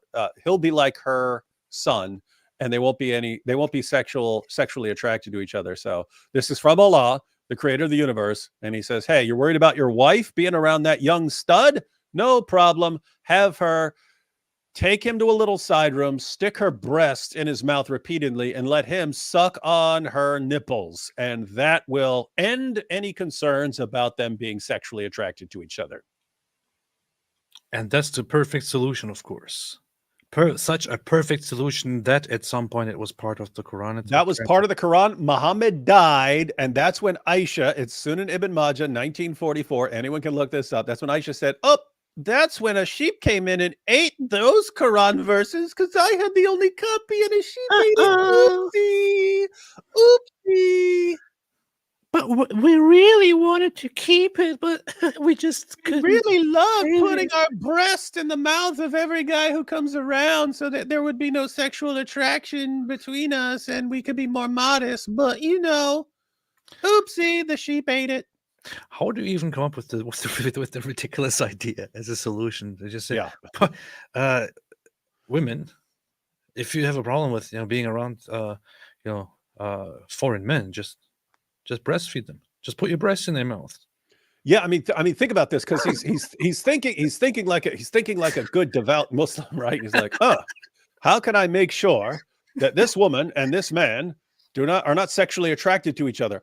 Oh, if he sucks on her nipples, he'll feel like her son, and then they won't want to bang because it would be like a mother and son banging, and they don't want to do that. So yeah, just stick those big round breasts of yours in that young stud's mouth over and over again. So you, Ahmed, come over tomorrow and suck on my wife's breasts again, and then do it the next day, and just keep going into the room with her and sucking on her big round breasts. And after a while, you'll feel like her son, and then I can leave, and I can go on a big trip and leave you guys at home together for 2 weeks, and there will be no sexual attraction between you. That's based. Guys, keep in mind, as insane as that sounds, Muhammad got that revelation from the exact same Jibreel who gave him the rest of the Quran. So if you think it's insanely stupid, do the math. Yeah. You see. Rachel gifted 5 memberships. Thank you, Rachel. Appreciate it very, very much. Very much. When we have our cult compound in the future, I will put your name up there as contributor. Lars Seth said Israel sent them to meet the virgins, but their balls are gone. This is true. They probably will get their balls back at least. Poor guys. The Syrians I know are happy about Nasrallah's death, but crickets from the one Palestinian Syrian I know reveals his alliances, I guess. This makes me very sad because it reminds me of Herbert the cricket. Chris at Kafir's Corner said Mother Natalia wore that head covering better. Which head covering? This one? Yeah. Everyone wears it better. And nothing against this beautiful lady. Look at this. Psychiatrists or people who actually read body language, they can tell you that it's out of control. Marwa, so sorry to interrupt. We do now have official confirmation from the Hezbollah group of the death of HASSAN Nasrallah. What's your response, please? I'm so sorry. Let's. Oh God, I made it, man. Oof. Ooh, that was difficult, but I made it. I made it. Ooh, that was difficult, man. Oof. That was difficult. Robin Hood, Turkey doesn't have nuclear balls. If Israel felt they would be overrun, then mushroom. Better yet, if Israel has neutron, mushroom all the defense, none of the mess. This is true. Yeah, that is the other side that I believe Turkey has a better military than a lot of others. Don't think Turkey wants to get involved. Don't think Turkey would. I think Turkey would be crushed by everyone else, even if they got involved. I think other people would make them stop. But if you did have a war, I think Israel would win. If everything went completely wrong and Israel was going to lose, I think Israel would go nuclear before they let these guys conquer them. Hey, I made a song earlier, which I also put into a video, and I thought it would be good for the occasion to have a celebratory song about the death of a very, very, very terrible terrorist leader. And I was thinking maybe I should publish this on a new channel, which I would call Apostate Music. What do you guys think? I had it partially made, written and made with AI help, and then had the music in my mind, had that made with AI. I went over it 5,000 times until I put it together. And it has a little bit of an Israeli vibe and a little bit of Middle Eastern vibes. Let me know if I should put this on this channel or on a new channel for Apostate Music. Let me know how you like it.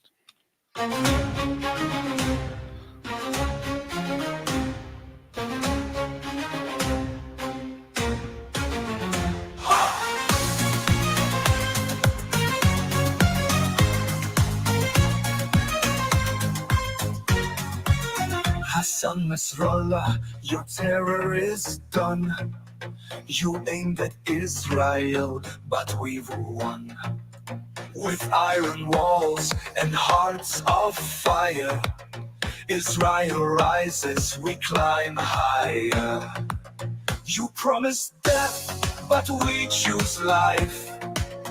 In Israel's hands, we end the strife. Nasrallah's gone, justice is here.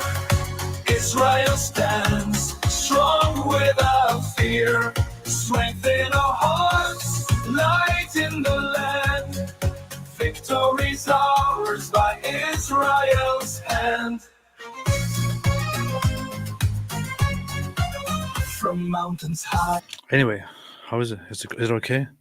No, not the worst thing I've heard in my life, right? No, not the worst thing.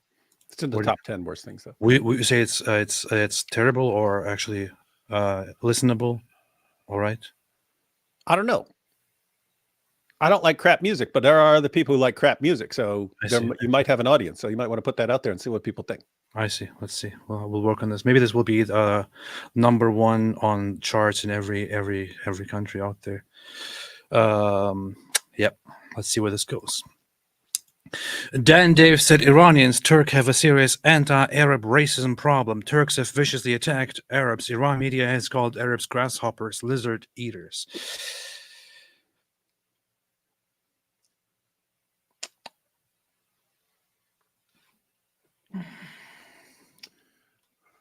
What, should I feel sad about that? Turks are racist. I mean, I don't condone any racist sentiments, and yes, I'm aware of racist attitudes in Turkey and also among Iranians. However,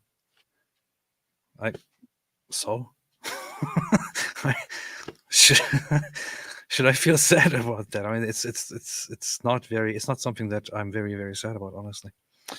Although I wouldn't commend it.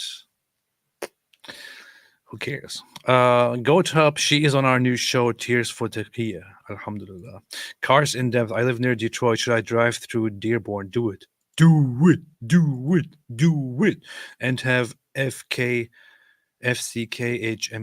on your vehicle. Aren't Turks Arabs? What? They would attack you brutally if you said that to a Turk. Turks are not Arabs. They're very much a mix of these Central Asian, Iranian, Anatolian, Armenian, Caucasian, Greek people coming together, mixing together, and forming a new ethnicity. It's actually genetically Turks are one of the most diverse populations out there. They don't have a proper ancestry, but they always act like they do. It's quite funny. But no, not Arabs. AP David, do you consider Russian part of the Western civilization? How come they're so anti-West despite being Christians? Did Mongol rule change them? I would say that they are not part of Western civilization in the best sense, although they are in a sense part of course, the Christian European civilization, but they've always been distinct. They've always had this effort to stay separate, to claim that they are better. There has always been the conflict between the West and Russia, who have been seeing themselves as the daddies of Europe. And then, of course, there's also the religious divide. That's another thing. But yeah, let's see what David says about this. BLVP, come on, AP, together. If Evangelist Matthew, hey David Wood, can you please do an impression of Satan as Al-Dawa welcoming NASRALLAH into hell? I will do that in a second when David comes back. Le Dominionista said she's crying me a river to the sea. Cam did his profile picture like this woman. I just had to use the bathroom, that's why I left. Carson Depth. Yeah, that is the thing. We are doing her injustice. We are acting as if she's just terribly sad. What if she has a condition and she has to run to the bathroom? What if she almost pooped her pants because of this situation? I don't know. What do you mean almost? What, she did poop her pants? Maybe, I don't know. That's why you don't know. It's hard to tell. I don't know. I always get news and I'm like, oh. I don't know. She might have genuinely pooped her pants. I don't know. Why are you being mean to this woman, man? I'm not mean. I'm just I'm just exploring the possibilities here. She's sad because she worships a terrorist and he died. Well, maybe she pooped her pants because she worshipped a terrorist and he died. I don't know. I'm just keeping it open. I don't know. I don't know. I do not know. David, what do you think about this question here? David, do you consider Russians part of Western civilization? How come they're so anti-West despite being Christians? Did Mongol rule change them? A bunch of things changed them. So it's not just Mongols. I mean, they were communists. They were a communist empire who were the main enemies of Western nations. So yeah, they looked at Europe as something to be conquered and divided up by various powers and so on. And the United States was one of the main things keeping them from doing that. So they don't like Western nations as much as other places. So I'd consider them sort of semi-Western. Semi-Western. Diarrhea. Yeah, I'm not sure if it's diarrhea. She might have just pooped her pants. I don't know. Might have just pooped her pants. I don't know. She is Shiite, so there goes that. You know what sucks for her? What? This is what she's going to be most remembered for in her entire career. For his Shiite this faith. moment right here. No, this right here. What we just saw. This is what she's going to be most famous for. Yeah. VJTM, is AP still a practicing Muslim? Yes, I am a practicing Muslim. I drink camel urine every day and pray every day as a Muslim, and also dream of killing all the disbelievers and all that. That's what I do, alhamdulillah. And Evangelist Matthew said, hey, David Wood, can you please do an impression of Satan as Ali Darwa welcoming NASRALLAH into hell? Hey, yo! Wait, who am I doing? NASRALLAH. Hey, yo, NASRALLAH! Glad you could be here, yeah? We's here for your virgins, but really, you's in the wrong place, yeah? And now you get to spend eternity getting a pineapple shoved up your rectum, isn't it? Looks, that was pretty good. Look, she's also an idiot who calls herself a Semite.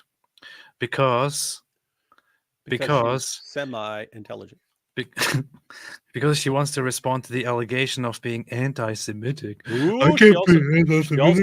She also says mother of three. Which part of say not three didn't you understand? Do not say three. She calls herself a Semite, which is just one sign that she is retarded. You already went through this yesterday. If you're going to go through your entire long explanation of Semites again. Okay, so I hate to break it to you, but you're not a Semite. In fact, Semites do not exist.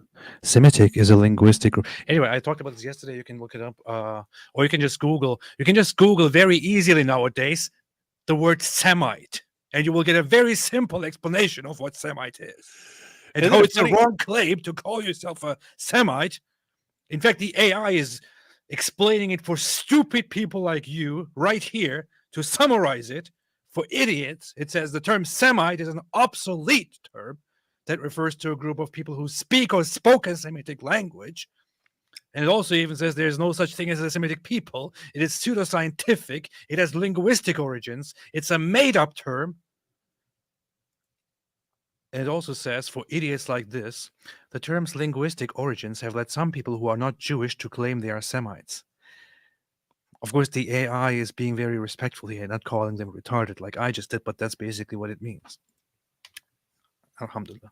Anyway. Isn't it funny, by the way, she puts Semite in her little description there because she knows she's constantly whining about Jews and that they're going to call her, hey, you're going to say you're an anti-Semite. And she goes, what? It's right there in my description that I'm a Semite. How is it possible for me to be an anti-Semite when I say I'm a Semite?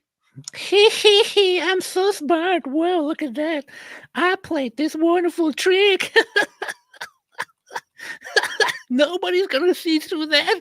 I'm going to fool them all because of this. Somebody just gave me the idea to go through her October 7 tweets, and it's very funny.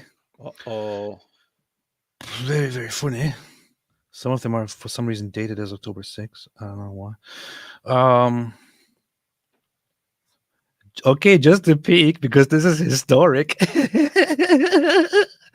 She was praising Gaza is bringing a new epic battle to light. Reports of resistance entering Zionist settlements. We have seen so many videos, but we'll share none. The safety of the fighters is a priority. Okay, just a peek because this is historic. Posting images of Hamas terrorists inside Israel shooting at Israeli police. Also going around and shooting at civilians and killing them, killing 1,200 people.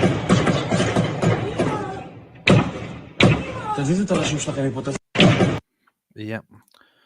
I know. I figured it says for me October 6th because that was what October 6th according to my date. You have celebratory tweets about Hamas. This is how Arab blood became knife and slaughter, and poetry came after silence in the squares resounding. This is how we are, and we will not remain if we forget jihad of truth and faith. And the people, despite the humiliation, despite the oppression, raised the banner of resistance to late Syrian poet Omar al-Farra. Well, where's that resistance now? Yeah, how's that resistance going for you? How is that resistance going for you? How is that resistance going for you? Lebanon to the right, 2,000, Gaza to the left. May Allah, we see the full liberation of Palestine soon. Very soon, yeah, tomorrow. Tomorrow, it's going to happen tomorrow. Just keep believing it. And tomorrow, and tomorrow, and tomorrow. Look how it looks. This is how she felt. Excitement level 9,000. Excitement level 9,000. It's over 9,000! Oh, look, she's even Absolute- got the paragliders. Yeah. Paragliders. This is an absolute CUND. Yeah, sorry, Marwa. I was defending you as AP was laughing hysterically at you. I'm not defending you anymore. He can laugh all he wants.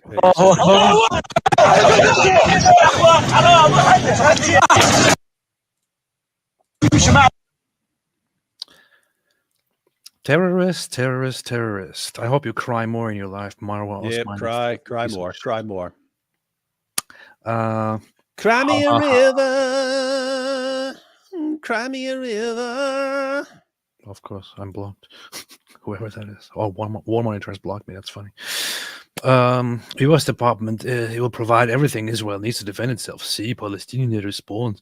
Palestinian taking spoils of war after Al-Aqsa to find Al-Aqsa operation. Really they were carrying civilian hostages.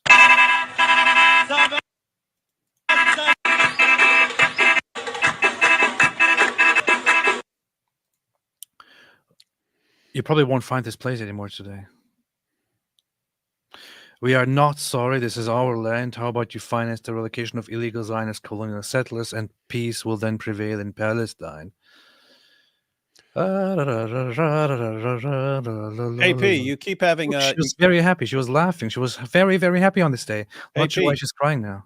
You keep saying, "Oh, I don't make videos anymore," but these opportunities keep falling on your lap of things that would do really, really well. So that clip of her is spreading rapidly. Imagine like tomorrow it came out, hey, here's her reaction. And some people may be sympathetic towards her because she's a woman and she's crying. Look at her response to October 7th. Go through those real quick. Boom, video done. And the entire thing would take 30 minutes. Look at the stupidity. Watch and it would go viral. Iraq celebrating the Palestinian historic victory. What victory, you idiot? Yeah, it looks they got a tremendous victory. What freaking victory, you absolute idiot. How about now? Do you still feel the happiness for this victory? Do you still feel happy about the victory here? How about now? I bet she later started calling this a genocide. Let's find out. Uh-huh. You shame us for mourning our fallen leader as you celebrate the genocide. Genocide. Look at all the genocide. Look at all the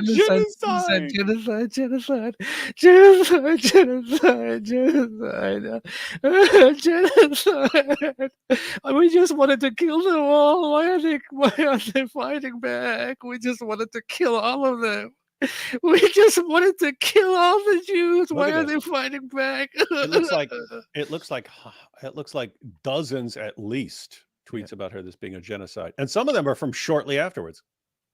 You absolutely pathetic. You're talking October. Pathetic, terrorist, sympathizing, venomous.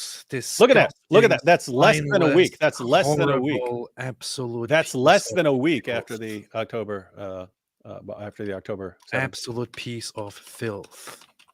Terrible, terrible woman. Terrible woman. No defending anymore, lady. While celebrating the suffering of people here. I don't care how much you. I don't care how much you arouse your viewers by showing your face and your hands. And let's watch you cry again. You little filthy piece of shit. Who actually read, if it's psychiatrists or people who actually read body language, they can tell you that out of control.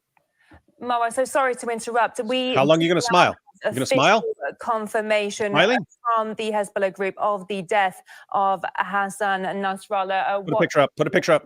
Please.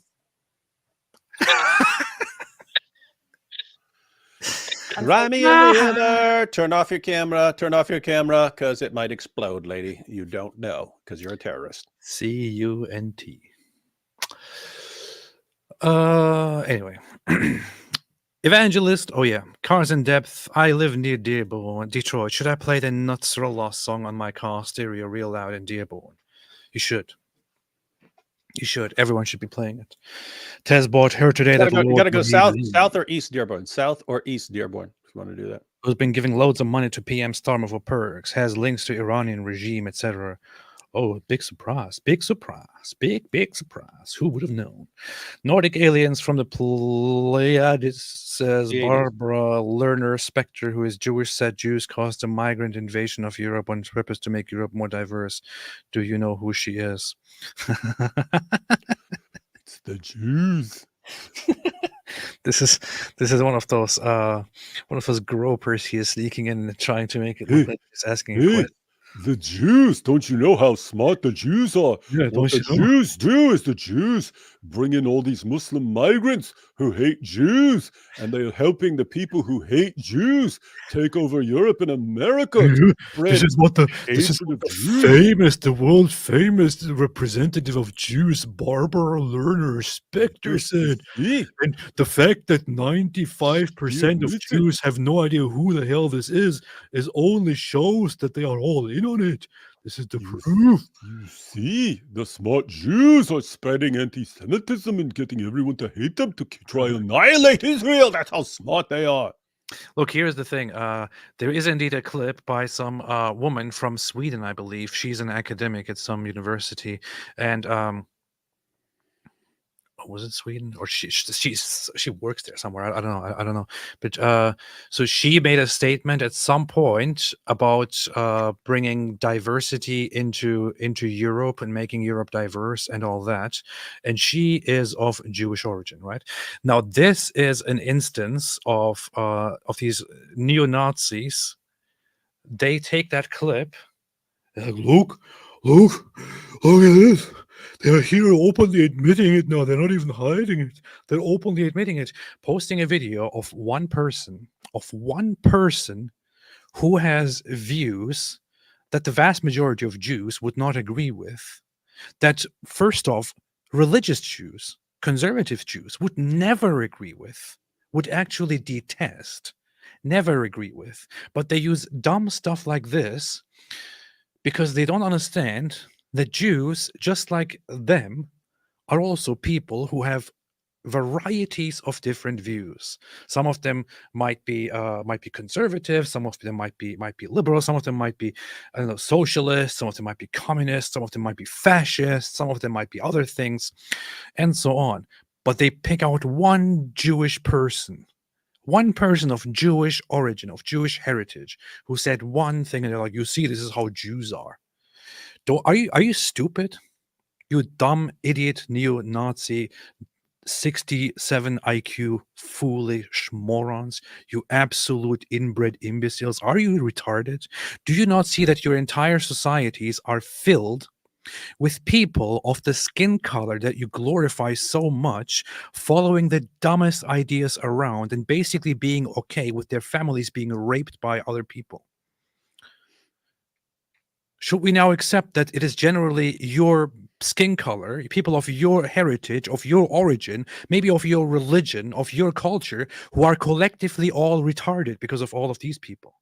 Should we now go by that logic? Should we go by that rhetoric? Should we spread this idea that Western people, European people, white people, I don't know, you can pick something else, Christian people, they're all collectively retarded because some of them agree that it's totally cool to have their entire culture upheaved and changed into some culture that is going to be freely raped by others because they believe in really, really messed up things that you probably don't agree with. This is your logic. This is the logic that you apply to Jews, where you pick out people that no Jew has ever heard of and make that a representation of Jews in general, because you are an imbecile. You are an absolute moron. An absolute moron. Stop masturbating into your socks in your basement.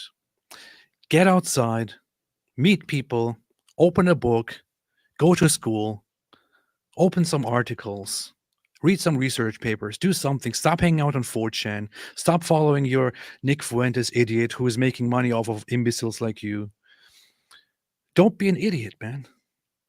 And definitely don't pretend to be a Christian. Anyway.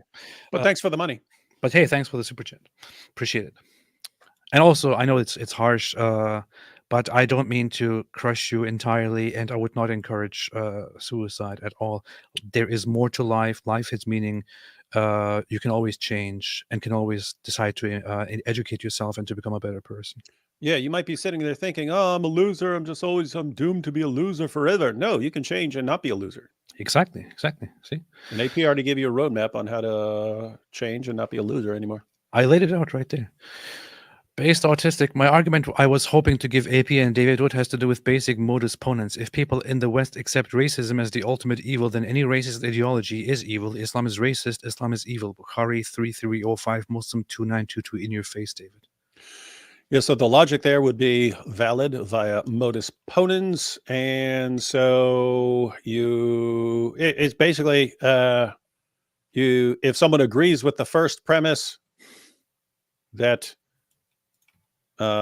racism is the ultimate evil, and then you'd have to show them your sources to show them that Islam is racist. And if they agree with both your premises, the conclusion follows from those premises. The logic is valid. So you have been destroyed, based autistic. The sources brought up here, Bukhari. The Prophet said, a group of Israelites, Jews, were lost. Nobody knows what they did, but I do not see them except that they were cursed and changed into rats. For if you put the milk of a she-camel in front of a rat, it will not drink it. But if the milk of a sheep is put in front of it, it will drink it. I told this to Ka'b, who asked me, did you hear it from the Prophet? Sallallahu Alaihi Wasallam? I said, yes. Ka'b asked me the same question several times. I said to Ka'b, do I read the Torah? Meaning, I don't read the Torah. I'm following the Prophet Muhammad sallallahu alaihi wasallam, who taught me this about the Jews who were turned into rats. This is Islam. This is what your brain is on Islam. Almost as dumb as the gropers. Almost as imbecilic as the neo-Nazis. Victor Levitt said, regimes aside, safe to say Iranians are smarter than Turks. I have found them to be very intelligent, actually. Love you, AP. Yeah, I would agree in general, yes. Yeah. Apart from Hatun, I've never encountered a smart Turk. Yeah, same. Michelle Moffat said, Apple Music album Apostate Tunes, I would buy it now. You have a little side hustle there, AP. Thank you. Side hustle as a musician, and then in your bio, it could say dope song maker. I'll think about it. I need to work on it a little bit more, inshallah. And then I will let you know. You will be the first person to know, Michelle. Hu Jintao said, imagine RT anchor says, oh, sorry, wrong report. There is no confirmation. That would be funny. And then she's like, alhamdulillah, alhamdulillah, that's such good news. All right, let's go on then. Hijab girl relaxes, talks 5 minutes, then the reporter says, oh, sorry, it was actually correct.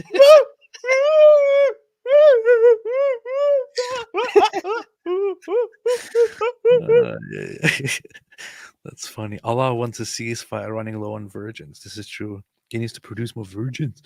The Turks come from wolves, but the Arabs came from camels. This is true. Turks are actually half wolves. That's what they are.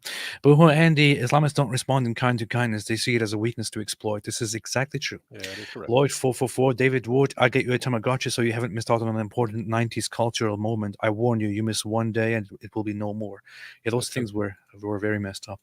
Mark Calvin Anarch said, I have nothing interesting to say. Here's money. Thank you so much. I appreciate it. Appreciate it very, very much. Running through the last super chats here. Michael Feldman, we all need to chip in to send charity beepers to Hamtramck and to Dearborn. LOL.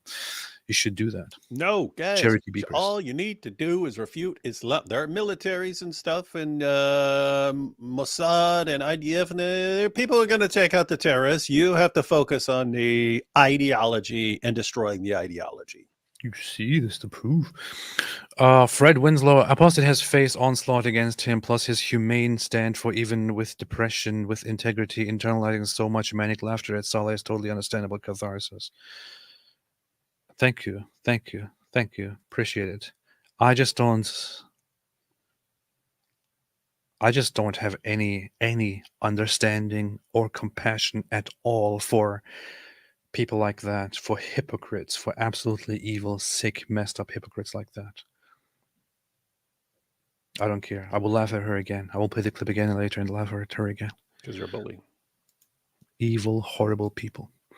Michael Beacon, on the topic of Jews importing Muslims into the West, at least in America, it's primarily Catholic organizations. In general, in the West, it is generally, in the West, yeah, I think in America, I'm not sure if it's entirely true for the West, but in America, the biggest religious organizations advocating for immigration are by numbers the Catholics. So if you're going to blame it on a religious group, blame it on the Catholics. But the Catholics are being controlled by the Jews to bring about more people, to bring more people who hate Catholics and Jews. You see, that's what they do. That's what they do. But mostly it's actually non-religious organizations. So, but yeah, you have to always pick out the Jews. Always pick out the Jews. And it's so funny because the religious Jewish populations especially are generally the religious conservative or Orthodox Jewish populations are generally in support of conservative right-wing politics in the West, including in America. If you go around asking the religious Jews who they vote for, they will tell you that they will vote for they will vote for the Republican Party, that they will vote for the conservatives. If you go around religious Jews in America on this, in fact, there was a video that I recently saw. Wait a minute, somebody actually did it. Hold up, hold up. Boom, boom. Let's see. Jews vote for who? Jews vote for who? Jews vote for who? Let's see. Jews vote for who? Street interview. Let's see. Where can I find it? Where can I find it? Where can I find it? There was some guy walking around asking Jews in a religious environment who they gonna vote for. And almost all of them said Donald Trump. In fact, nobody said Kamala Harris because they thought that Kamala Harris is pretty stupid. Syrian girl posted, one Nasrallah will now become millions. That's even more than the chick who said hundreds of thousands. Millions. Then they should all die. Then they should all die. Yeah, there was this video by Nate Friedman. I asked Orthodox Jews who they are voting for, and he goes through the Orthodox Jewish neighborhood, and I think every single person here says Donald Trump, for example. It's good for the world. It's good for everybody. Why is he good for the world? Because he knows how to organize everything and how to straighten up everything. So far, he was very good. You have nothing to say against him. And you have plenty to say against the others. Then Israel, it's a war in Israel. We need to stop it. Trump is war that's written all up in the Torah about. Yeah. good. Because he helped a lot of Jews. How is he helping Jews? So they're saying he is helping Jews. He is a man with integrity. He has morals. The other side, you can't trust them, and so on. Anyone and give a hoot. This is generally what? What's right, and that's what I feel Trump represents. Oh. For Trump or Trump? Trump? Or why Trump? Why Trump? Because he doesn't give a hoot about anyone and give a hoot of what's right, and that's what I feel Trump represents. I want to ask you. So I'm Jewish, obviously. So he doesn't give a hoot about anyone. He gives a hoot about what's right. That's what Trump represents, and the other side doesn't. That's what he says. I don't fully agree, but this is generally the attitude among religious Jews. So that's what they do. Allah wants a ceasefire. Lloyd 444. Bet you Aisha wished Muhammad would use socks easier clean. This is true. but they didn't have socks, so she had to scrub it off his dress, his beautiful dress. NASRALLAH, at the end of the day, I am immortal. This is true, and you're inside all of them. D&D made a super sticker. Appreciate it very, very much. Very, very much. Thank you. Very healthy super sticker. Thank you. Appreciate it. Anyway, today is a good day. Thanks everyone for joining on this good day. The super sticker said, keep it up. Very, very nice. Thank you. Today is a good day. Today is a wonderful day. And yesterday too. Actually, it was actually yesterday that he died, but today it was announced. A horrible person died, and this is good. This is good. This is good. Alhamdulillah. And we will be tomorrow live again on David Wood's channel because it's David Wood. Is that true, David? It's Dawood. It's Dawood. And thanks for joining, everybody. Thanks for joining. Thanks for being here. Always appreciate everything. Let's hope for all the death-loving terrorist organizations to crumble and to fall. And thank Israel for doing what nobody is doing and taking out the trash. Somebody did a funny community post on my. Somebody did a funny comment on my community post earlier today that I find interesting. Someone just tagged you in a funny tweet about the new girlfriend that you keep replaying. Check your recent ones. The one that was shared with you and me, and in response to Marwa. I shall, but hold on. Pretty funny. I found this comment here very funny. It says, the Bagel Man 1507 said, Israel is like the roommate that does all the chores because all the other roommates are too lazy. So it's pretty accurate. Pretty accurate. Pretty based. Pretty based. Who tagged us where? Who? What? What? I don't see anything. Who tagged us where and who and how and what and why? You don't see anything?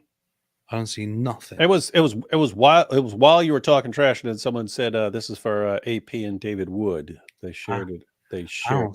I don't see nothing. I don't see nothing at all. I don't see nothing. I don't see anything. What does it say?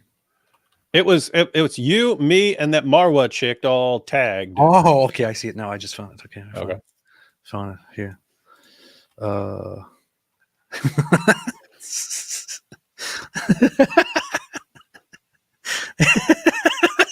This is good. This is a good meme. Good meme. Good meme. Very good meme. Very, very good meme. This is a good meme. Thank you. Thank you. I like how they put a pile of rubble right there. Very, very nice. Very nice. Thanks everyone for being here, and thanks everyone for watching. I want to finish this with a beautiful celebratory moment here. If you talk to psychiatrists or people who actually read body language, they could tell you that it's out of control.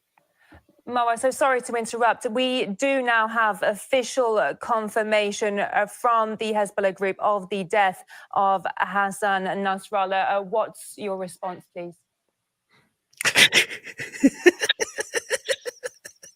I'm so sorry. That was quick.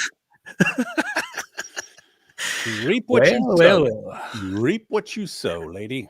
Don't be a human-hating, death-loving terrorist sympathizer or a terrorist, and this won't happen to you. Don't be stupid. Don't be an idiot. Don't be stupid. Don't be stupid. Are you sick in the mind? Are you that mentally enslaved and intellectually subservient and intellectually molested and ideologically molested? Don't be stupid. All right. Thanks, everyone, for watching. Have a fantastic day. And as the GOAT always likes to say, stay away from Islam.